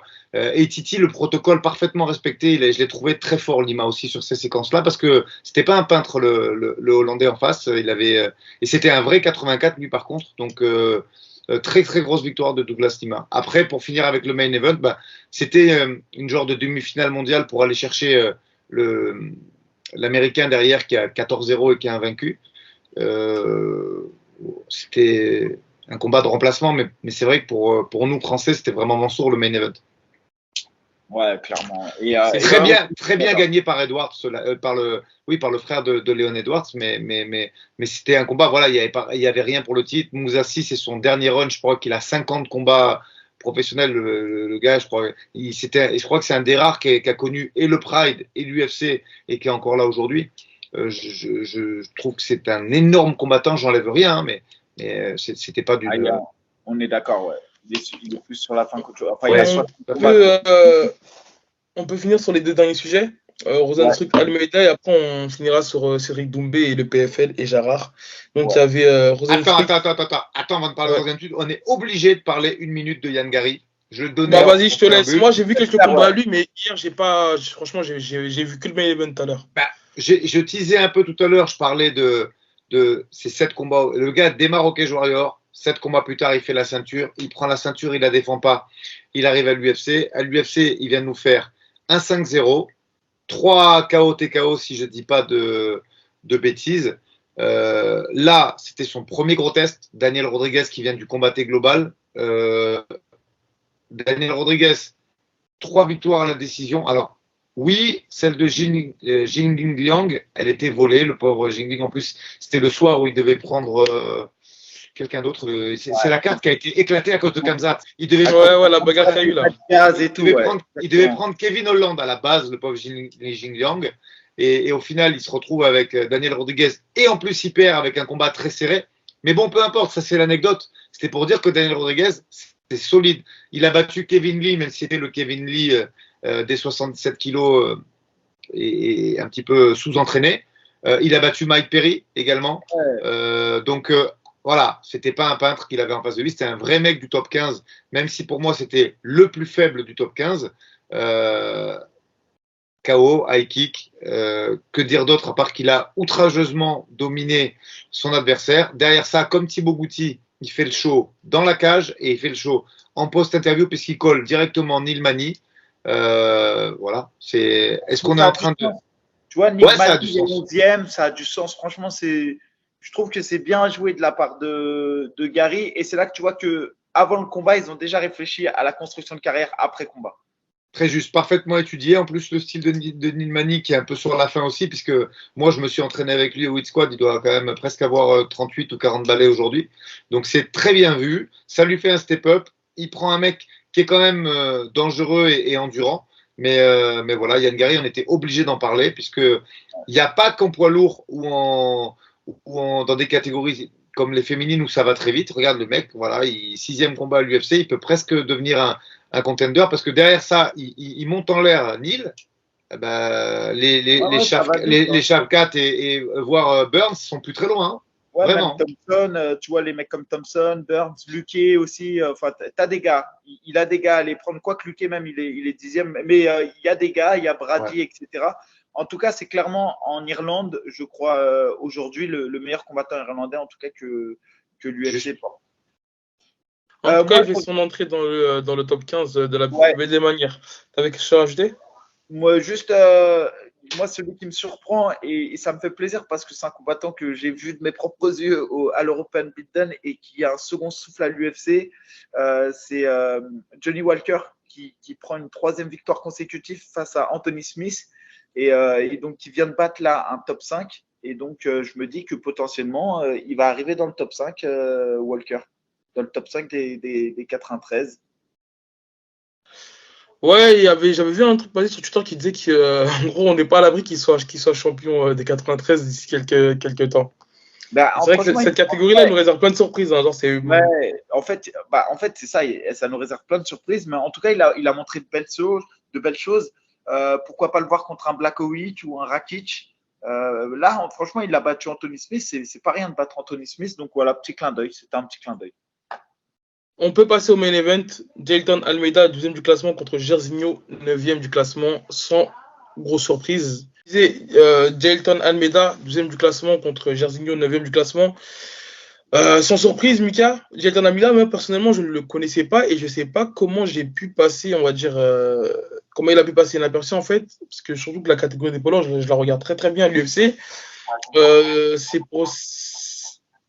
Attends, il y a Kassata qui dit que ça a disjoncté, il rétablit ça vite fait, donc vas-y, avance et il prendra l'orage. Ok, non, donc je disais, il est sur une série de plusieurs finitions à l'UFC et là, il vient vraiment mettre du 109, Mika, parce que c'est un pur grappleur avec un gros taux de finish. Et là, franchement, je pense que ceux qui sont devant lui doivent vraiment ont du souci à se faire. Parce que un des grappleurs, mis à part Thomas Spinal et on va dire peut-être Sergei Spivak, il n'y en a pas beaucoup. Et surtout que lui, il arrive à imposer son style et à finir les combats. Donc c'est ce qui nous manquait en tout cas dans la nouvelle génération des poids lourds là actuellement, dans le top 15. Bah, clairement, là aujourd'hui, on a envie de voir Almeida contre Rosenstruck. Non, pas Rosenstruck, putain, je suis en contre. Je l'avais. Contre Tuivasa ou Blade, par exemple, tu vois, pour voir s'il confirme en top 5. Maintenant, c'est clairement un gars qui va révolutionner la KT parce qu'il a un gros sol. Et j'ai trouvé qu'en boxe, c'était pas dégueu. Tu vois, il n'est pas unidimensionnel. J'ai trouvé qu'il était plutôt hermétique. Maintenant, ça sera jamais un Cyril Gane, hein, soyons clairs là-dessus. Par contre, c'est quelqu'un qui va bouleverser la KT parce qu'on l'a vu pendant trop longtemps. Pendant très longtemps, on a vu que là, la KT poids lourd a été dominée par des gars qui étaient plutôt strikers. Et lui, il ramène ce côté sol. Bon, maintenant, il y a John Jones qui a perturbé l'équation entre-temps. Mais je pense au Pavlovich, je pense à Cyril Gane, je pense à Aspinall, tout ça. Là, ça fait du bien. On sent qu'il y a la volonté de l'UFC de mettre un peu de 109. On sent qu'ils veulent lui faire brûler les étapes. Il est sur 5 victoires consécutives. Il y a moyen qu'il vienne chatouiller le haut du panier très rapidement, ce gars-là. C'est incroyable les performances qu'il fait. Moi, je pense que s'il faut le prendre maintenant, je serais Curtis Blades, je le ferai maintenant. Alors pourquoi je m'explique en 2 mots. Ce mec-là est un danger, ce mec-là est un poison, il est super fort et pour l'instant il ne pèse que 105 kilos. Si je dis pas de bêtises, Abou, je pense que c'est le poids de Cyril Gane quand il a été transféré du TKO à l'UFC. C'est-à-dire quand il a signé à l'UFC, il était à peu près à ce poids-là. Donc preuve en est que même si tu bosses dur, ta prépa physique, il faut quand même 1 an et demi, 2 ans. Il va lui falloir 1 an et demi, 2 ans pour arriver aux 112 kilos, qui, à mon avis, sont nécessaires sur des gros affrontements. Même si Stipe Miocic, il a fait quasiment toute sa carrière à ce poids-là, à 105, 106. Cela étant, je pense que ce mec-là, il faut le prendre maintenant parce que dans 1 an, c'est trop tard. Hein. Si dans 1 an, il a pris un peu la confiance, il a pris un petit peu de poids et comme tu l'as très bien dit, il boxe, il reste grand pour la KT, il est hyper explosif, il a un sol. Alors après, battre Rozenstruik et battre Tuivasa, je pense qu'il va le faire les doigts dans le nez très facilement. Tuivasa, je pense qu'il me prend les doigts dans le nez aussi. Ouais, je pense qu'il va le monter en l'air. Premier round fini, je suis quasiment sûr. Même si attention, parce que tu sais, dès le premier round, quand Jairzinho se jette sur lui, il fait un petit peu un takedown panique, on rentre directement dans les jambes. Il l'avait fait contre Abdouragimov, mais putain, il les fait bien les takedowns panique, hein, parce qu'en fait, je pense que c'est son jeu, Abou. Je crois vraiment qu'il compte sur son explosivité. Et que moi, je trouve que les takedowns, ils ressemblent un peu aux takedowns de Jacare. Hein. C'est des takedowns de Jujutsuka. Ouais, c'est vrai que même le double leg, il pose des genoux au sol, il va verrouiller directement avec ses genoux. C'est pas si panique. À mon avis, c'est son style. C'est son style. Je pense que c'est pas si panique que ça. Et je te dis franchement, ce mec-là, à 110 kilos dépassé, c'est un problème. Et moi, si j'étais des mecs comme Blade, je le prendrais tout de suite. Parce que s'il prend là, dans quelques mois, s'il prend Tai Tuivasa, et que derrière, il arrive à s'étoffer, à bosser à côté, ça va vraiment devenir un problème. Ça en est déjà un, mais ça va en devenir un. Et le Brésil, ça revient fort. Là, il commence à y avoir beaucoup de prospects. Les frères Bonfim, on en parlait tout à l'heure. Qui combattent le même sort, là. Les frères Bonfim, Gelton, aidez-moi, le 84 kg qui a combattu il y a 2 semaines. Voilà, je sèche moi les noms. Ça va me revenir, c'est pas grave. Mais là, quand tu regardes un pays comme le Mexique, ils ont 3 champions UFC, c'est ouf quand même. C'est ouf. Mais c'est vrai que les Braises, même s'ils ont eu leur heure de gloire, c'était un petit peu moins le cas en ce moment. Force est de constater, tu vois, c'est une simple réalité. Là, il y a eu, il y a les Dagues qui sont arrivés, les Américains qui sortent quand même des grands champions. Maintenant que le Jiu-Jitsu, ça se passe quasiment qu'aux États-Unis. Hein. Regarde des mecs comme Primus et tout. Je veux dire, aujourd'hui, parce que les Brésiliens, ils sont allés aux États-Unis monter des gyms, bah, ça se passe quand même beaucoup aux States aujourd'hui. Et là, le Brésil, ça revient très, très, très fort. Et beaucoup de prospects qui arrivent dans ces KT. Et lui, à mon avis, je te dis, j'ai le temps, on n'a pas fini d'entendre parler de lui. Hein. En tout cas, grosse position, notamment en demi-garde. J'ai trouvé un beau travail de sa part. Hein. Et d'ailleurs, il y a un gars du Factory qui dit que ça va être le futur champion. C'est un gamin. C'est pas moi qui le dis.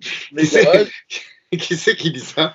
C'est Dona qui dit ça, c'est un Brésilien. Il a dit futur champion de la KT des 93.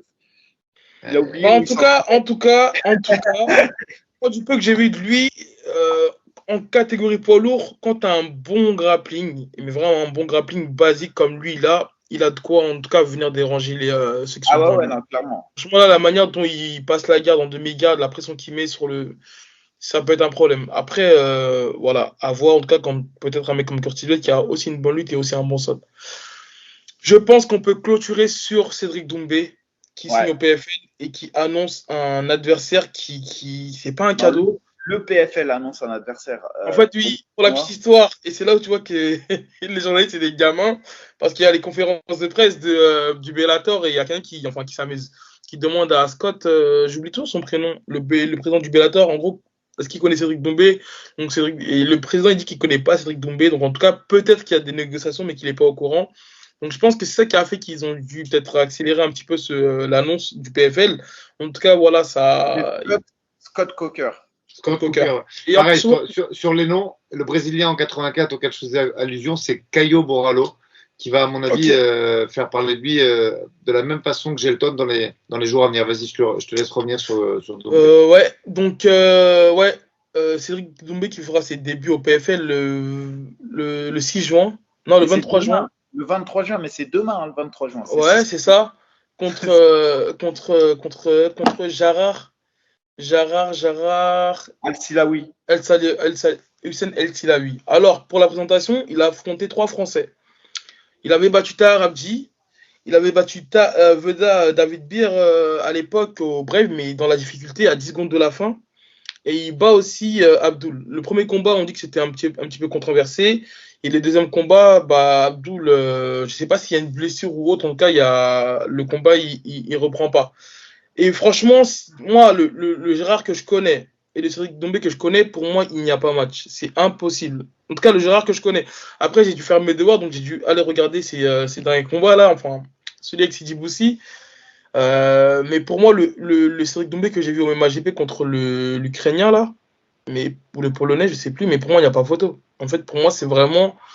En fait, il n'y a même pas de combat intermédiaire en fait, entre les deux. Là, c'est vraiment un step-up au-dessus. Pour rappel, il a été champion du Brave. Gérard, il a combattu même des vétérans UFC.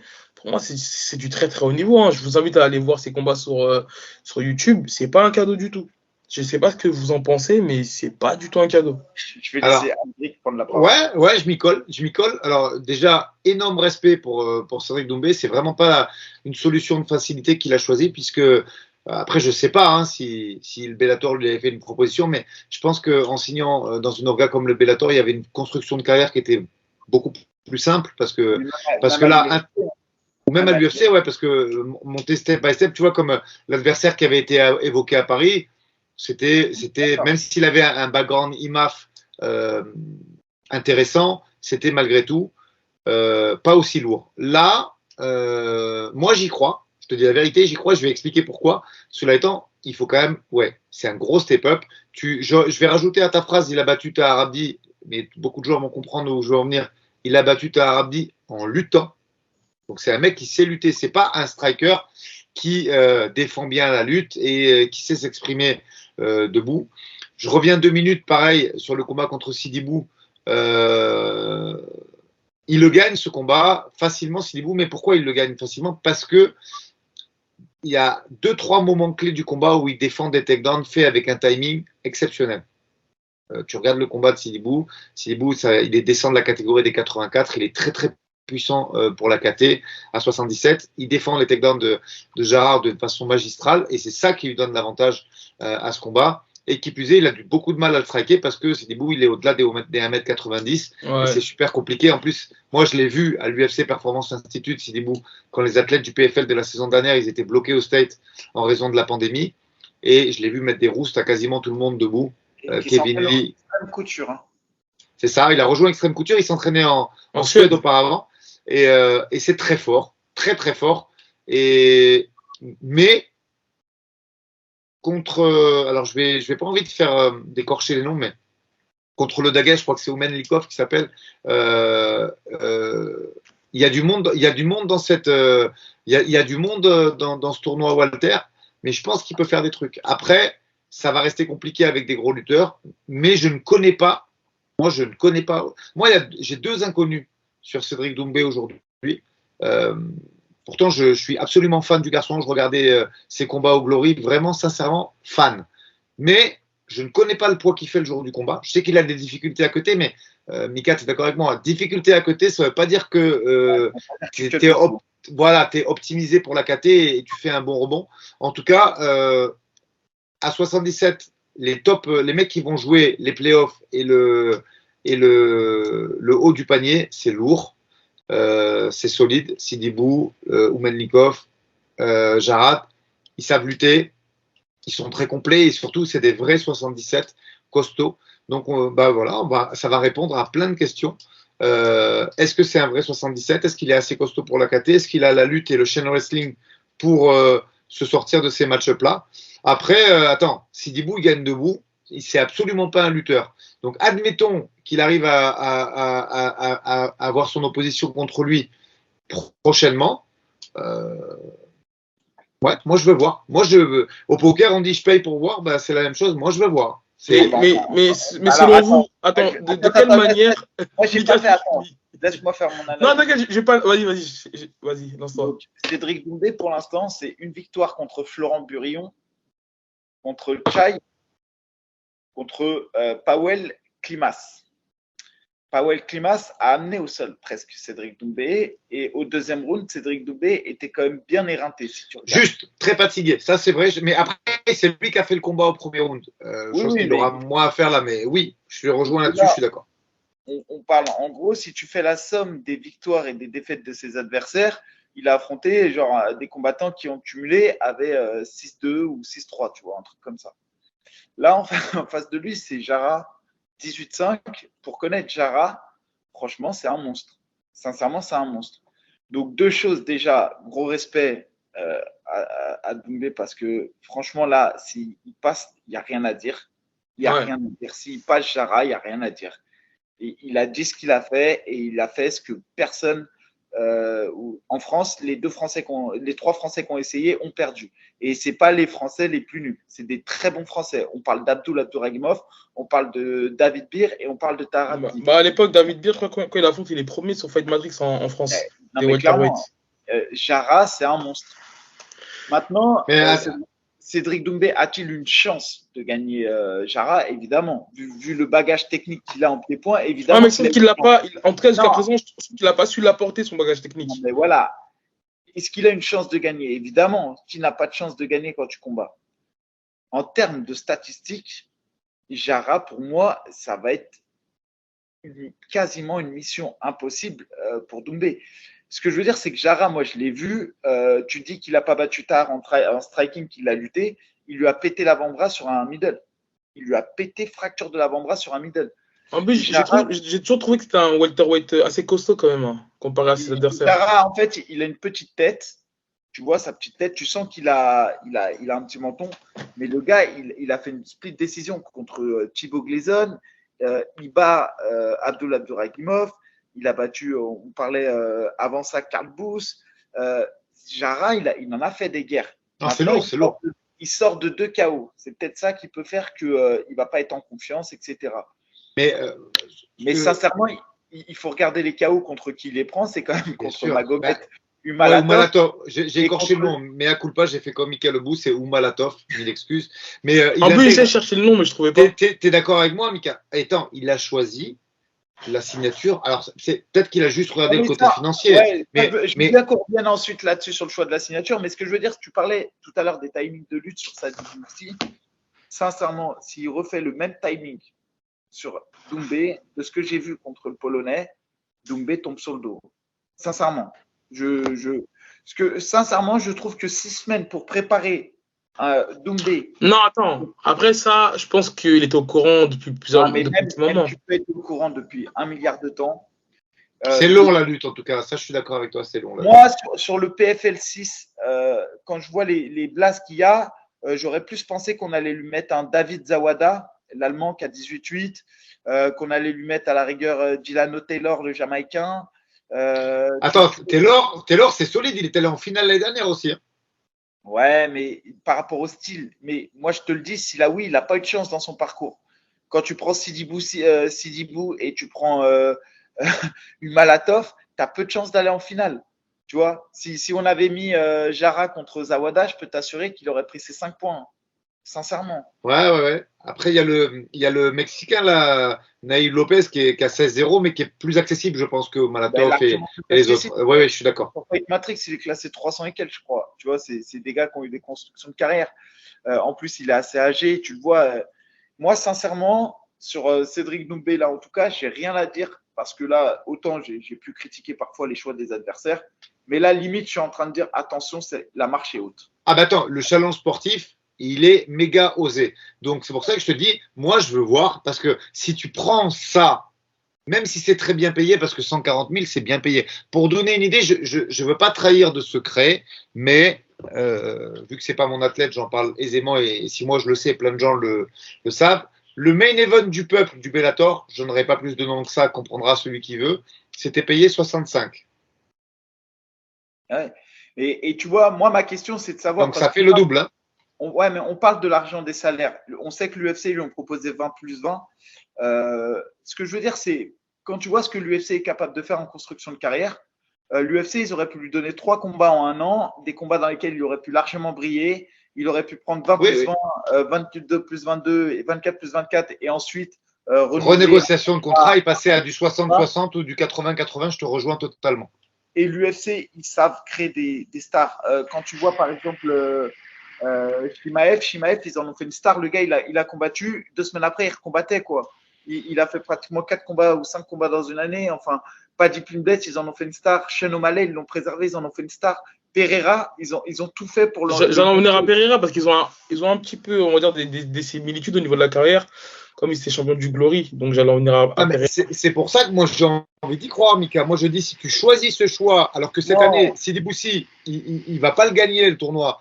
Il y a des assassins dans le truc. Moi, je me dis, alors, c'est solide, alors c'est pas possible, je veux voir. Moi, je veux voir, je suis hypé. Moi, je pense que c'est une méconnaissance du MMA. Pour Doumbé? Ouais, je pense que. J'aimerais bien savoir avec qui il travaille au niveau du management et tout, parce que. Si tu invoques la cause du financement comme choix stratégique, le PFL, c'est-à-dire que c'est l'argent qui a guidé ton choix, c'est la plus mauvaise chose à faire. Parce que l'UFC, tu peux dire oui, l'UFC, on touche moins d'argent, c'est vrai. Mais l'UFC te rapporte une visibilité que personne ne te rapporte. Et derrière, ça te rapporte forcément des sponsors que personne ne te rapporte. Moi, si je prends le PFL aujourd'hui, tu as Aubin Mercier, le Canadien, qui a gagné, qui le connaît en France. Qui connaît Aubin Mercier en France? Ah non, elle a parlé spécialiste, personne. Oui, personne. En fait, tu n'as jamais de storytelling dans le PFL. Et la principale force de Doumbé, c'est son trash talking, c'est sa communication. Mais il est dans une organisation qui ne sait pas mettre en avant son atout principal. Après je t'avoue qu'il va quand même aussi apporter sa fanbase aussi sur le PFL. Si, non. Par contre, tous les haters là qui disent qu'ils ont du train, crois-moi qu'ils iront regarder le PFL, sachant que RMC, même nous, on va aller le voir. Mais nous, on est des connaisseurs et même sa fanbase, ils vont aller. Mais sa fanbase, elle pèse 100 000. Qu'est-ce que tu racontes? C'est lui qui ramène sa fanbase au PFL alors que l'UFC peut lui ramener une fanbase de plus de international. Non, je suis d'accord. Moi, personnellement, le choix, je ne le comprends pas parce que, comme tu as dit, l'UFC, au bout de quelques combats, il aurait pu toucher ses sommes, je pense, s'il avait gagné. Et en plus de ça, le niveau, il n'est pas plus facile au PFL. Après, surtout le niveau moyen de l'UFC est plus accessible que le niveau du PFL. Ouais, même c'est super court. Cette année, la poule, elle est très très solide à 77. Il y a eu franchement, il y a eu des années, il y a 2-3 ans en arrière où c'était bien plus accessible. Je te rejoins. La poule, elle est dangereuse. Vous êtes au courant qu'il y a un PFL le 30 septembre? J'allais y venir. En plus, ça fait un calendrier très chargé parce que si tu signes Doumbé, tu es obligé de le mettre à Paris. Ouais, mais attention, c'est pas la saison régulière. Le PFL, c'est ça. C'est pour ça, donc, européenne. C'est le PFL Europe, donc ça veut dire que tu lui fais faire un super fight et que derrière il faut rajouter pour qu'il fasse. Ben, c'est énorme. Non, enfin, ce que je veux dire, s'il combat à Paris, en tout cas, ça sera pas dans le cadre du tournoi. Mais alors qu'il est en retard d'un combat déjà dans le tournoi. Ouais, mais parce qu'en fait, tous les combattants, ils ont plus de fights que lui, donc en fait, s'il combat au PFL saison Europe, ça sera un super fight. Ça sera pas dans le PFL saison régulière. Et tu es d'accord avec moi qu'ils sont quasiment obligés de le mettre? Tu signes sur ce mec-là, tu es obligé de le mettre à Paname. Je vais vous dire franchement, si j'avais été tombé, j'aurais refait un combat au Zénith de Bordeaux pour faire parler de moi et j'aurais signé sec à l'UFC. Moi, encore une fois, je le dis, Cédric Doumbé, il est âgé, il n'est pas tout jeune, Cédric Doumbé. Il a pas 20 ans, il n'a pas le temps de construire non plus une carrière de dingue, il a 30 ans. Il va falloir qu'il progresse au sol, on le sait, il a du retard par rapport aux autres combattants MMA. En pied-point, ok, c'est un tueur à gage, rien à dire. Maintenant, boxer avec la peur d'aller au sol, vous ne boxez pas de la même manière. Là, il va affronter des tueurs à gages en lutte. Ok, il dit qu'il prend 140 000 $ et je suis content pour lui. Maintenant, est-ce que tu préfères prendre 140 000 $ en un combat et perdre tes 1 ou 2 combats, ou tu préfères prendre, 80 000 $ sur 3 combats gagnés et générer une hype autour de toi de ouf et continuer à trash talker? Parce que moi, c'est ça que j'arrive pas à comprendre. Il n'y a que l'UFC qui est capable aujourd'hui et le Bellator peut-être un tout petit peu, mais il n'y a que l'UFC qui est capable de te vendre des histoires de combattants. Il n'y a que eux qui sont capables de te vendre un combattant. Surtout qu'il s'est perdu dans sa com, en fait. Il s'est perdu dans sa com. Pourquoi Cédric Doumbé il a commencé à avoir une fanbase? Parce qu'il a commencé, on va dire, à trash talk les mecs de l'UFC, même jusqu'à que RMC ils ont été montrer sa vidéo à Kamaru Usman et ils ont un peu pesé là-dessus. Pareil, à un moment donné, il tweet sur, comment il s'appelle, Paulo Costa. Paulo Costa lui répond. Donc on avait cet espoir-là de le voir à l'UFC, tu vois. Donc bon, après, voilà, là, c'est un autre sujet. Parce que justement, RMC, tu le vois, RMC, ils font un boulot de ouf. Hein. Avec Mansour, ils ont fait un boulot de ouf. Ouais. Non, mais c'est Avec vrai, c'est vrai. Cyril Gann quand il combat, Nassourdine quand il combat. Les films, c'est d'excellente qualité. Big up à Laurent Salvaudon qui fait du très bon travail. Les films, ils sont ouf qu'il fait. Et on a hâte de voir celui de Manon là pour le septembre. Franchement, j'ai hâte. Hein. Ils ont filmé pas mal de trucs. Il y a des rushs de fous faits par l'équipe d'Alexandre Herbinet. Déjà, ils avaient déjà fait un petit reportage. Même, il parlait de son père et l'historique et tout. Ouais. C'était des infos qu'on n'avait pas. Donc, c'était quelque chose. C'était un gros travail. Et regarde là, le film de Mansour, il a 479 000 vues. Il n'a jamais eu une aussi grosse visibilité, Mansour, jusqu'à présent.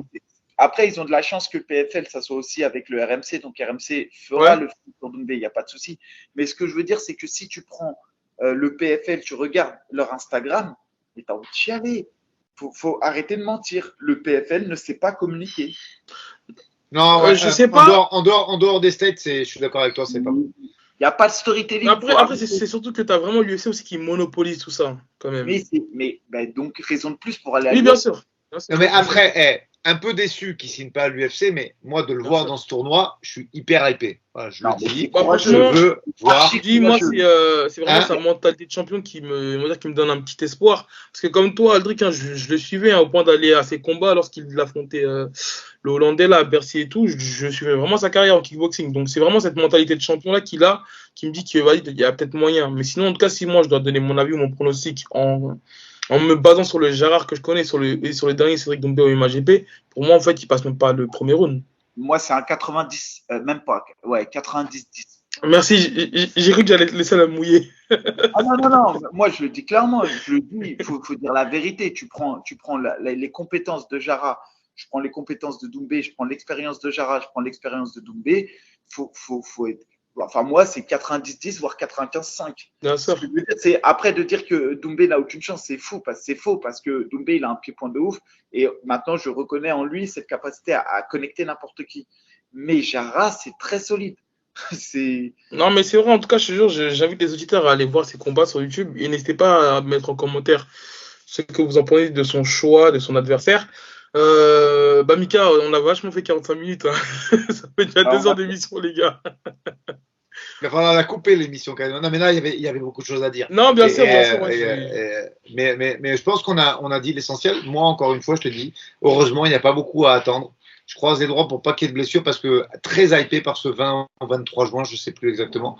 Mais je vais regarder ce PFL en direct et c'est pas quelque chose que je fais tout le temps. Parce que j'aime bien me lever normalement et regarder ça le matin.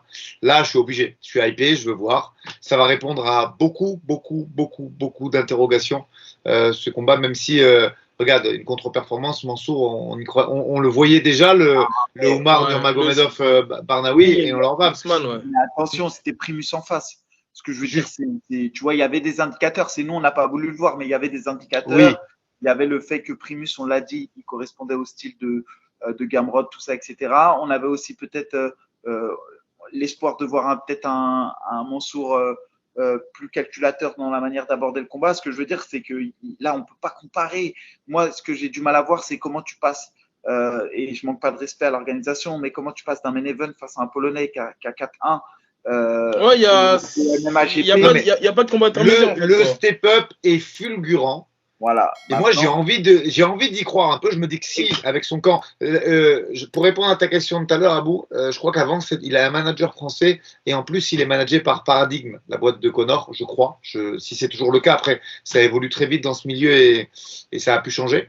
Mais moi, je me dis que si tu prends un gap comme ça, un tel différentiel, c'est que lors de tes sparring ou dans ta façon d'appréhender le MMA, tu te dis, OK, c'est faisable. J'ai envie d'y croire pour ça, parce que je me dis que si tu n'as pas à jauger à très haut niveau des mecs qui sont des niveaux potentiels UFC, tu fais pas un step-up comme ça. Mais la réponse, on va très vite l'avoir, parce que qu'est-ce que c'est le 23 ? On a 1 mois et demi à attendre. Un mois et demi. 1 mois et 10 jours, ouais. Donc, on va avoir cette réponse très vite. Moi, je croise les doigts pour pas qu'il y ait de blessures et qu'on voit ce combat, parce que ça répond. Là, il arrive. Il se prôle 2 fois sur Jara, qui fait du chain wrestling, qui est capable d'enchaîner, qui même sur le dos est pas mauvais pour se trembler et te renverser. Il se prôle 2 fois net à la Sidibou. et derrière il le met KO, bah, je me dis ok, c'est bon les gars, on n'avait pas vu un truc. Non, mais clairement, il n'y a rien à dire. S'il passe Jara, je reconnais que Doumbé fait partie. Il n'y a rien à dire. On monte tous dans le principe, Gérard. Mais tu vois, vraiment, il n'y a pas de construction là. Tu passes des mecs qui sont prenables sur le circuit français, même pas européen, à des tops mondiaux. Donc moi, je veux voir ça. Par exemple, pour donner une idée, on parlait souvent de Bessangour face à Doumbé, ou même je parle souvent de Sola. Pour moi, sincèrement, je vois ni Bessangour ni Axel Sola pouvoir battre Jara à l'heure d'aujourd'hui. Non, je suis d'accord avec toi, c'est tôt, mais oui. Non, mais voilà, vraiment, non, j'invite vraiment, avant de faire vos avis en commentaire, je vous invite vraiment à aller voir le dernier combat de Doumbé au MMA GP et l'un des combats de Gérard pour vraiment vous montrer en fait le niveau d'écart qu'il y a entre les deux. Donc après, voilà, un combat, ça reste un combat. Oui, tout est possible, mais en termes de pourcentage de chance par rapport aux compétences actuelles. Oui, c'est pour ça que, ouais. Parce que voilà, semaine prochaine, on regarde les codes de Paris qui seront sortis, à mon avis, et on voit si vous étiez bien ou pas. Putain, s'il y a une cote à 2 sur Jara, mon gars, je mets ma maison. La dernière fois que tu as mis ta maison, c'était sur Ngannou et Cyril. Et ouais, mais bon, j'ai eu raison. Bon, je pense qu'on a fait le tour. N'hésitez pas à partager, commenter. J'ai perdu ma maison ce week-end quand même. Sur qui? Sur Primus, ça race bâtard. Mais on peut pas, quand il y a de l'affect, et même si moi je fais pas mon ami, tu vois, Nice, je veux dire, on se connaît pas, mais j'ai beaucoup de respect pour sa carrière et j'avais vraiment envie de voir ce combat. Donc tu peux pas, quand tu as vraiment une question d'affect, c'est compliqué d'être objectif. On avait vraiment envie qu'il gagne, pour l'aventure, quoi. Moi, sur moi, il n'y a pas d'affinité particulière, tu vois, mais c'est vrai qu'on a commencé le MMA ensemble, entre guillemets, où il était au Contender, moi au Contender en 77. Bref, on a eu quasiment une carrière, on a commencé en quasi même temps, donc on se suit forcément.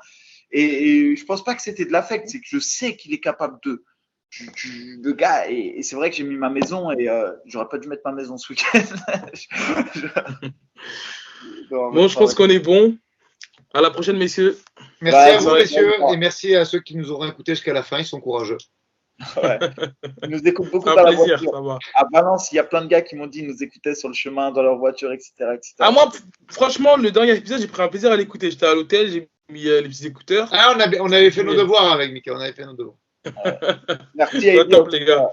Et désolé de ne pas avoir été au rendez-vous la semaine dernière. Mais non, mais tranquille. Il n'y a pas de souci. Yes. Allez.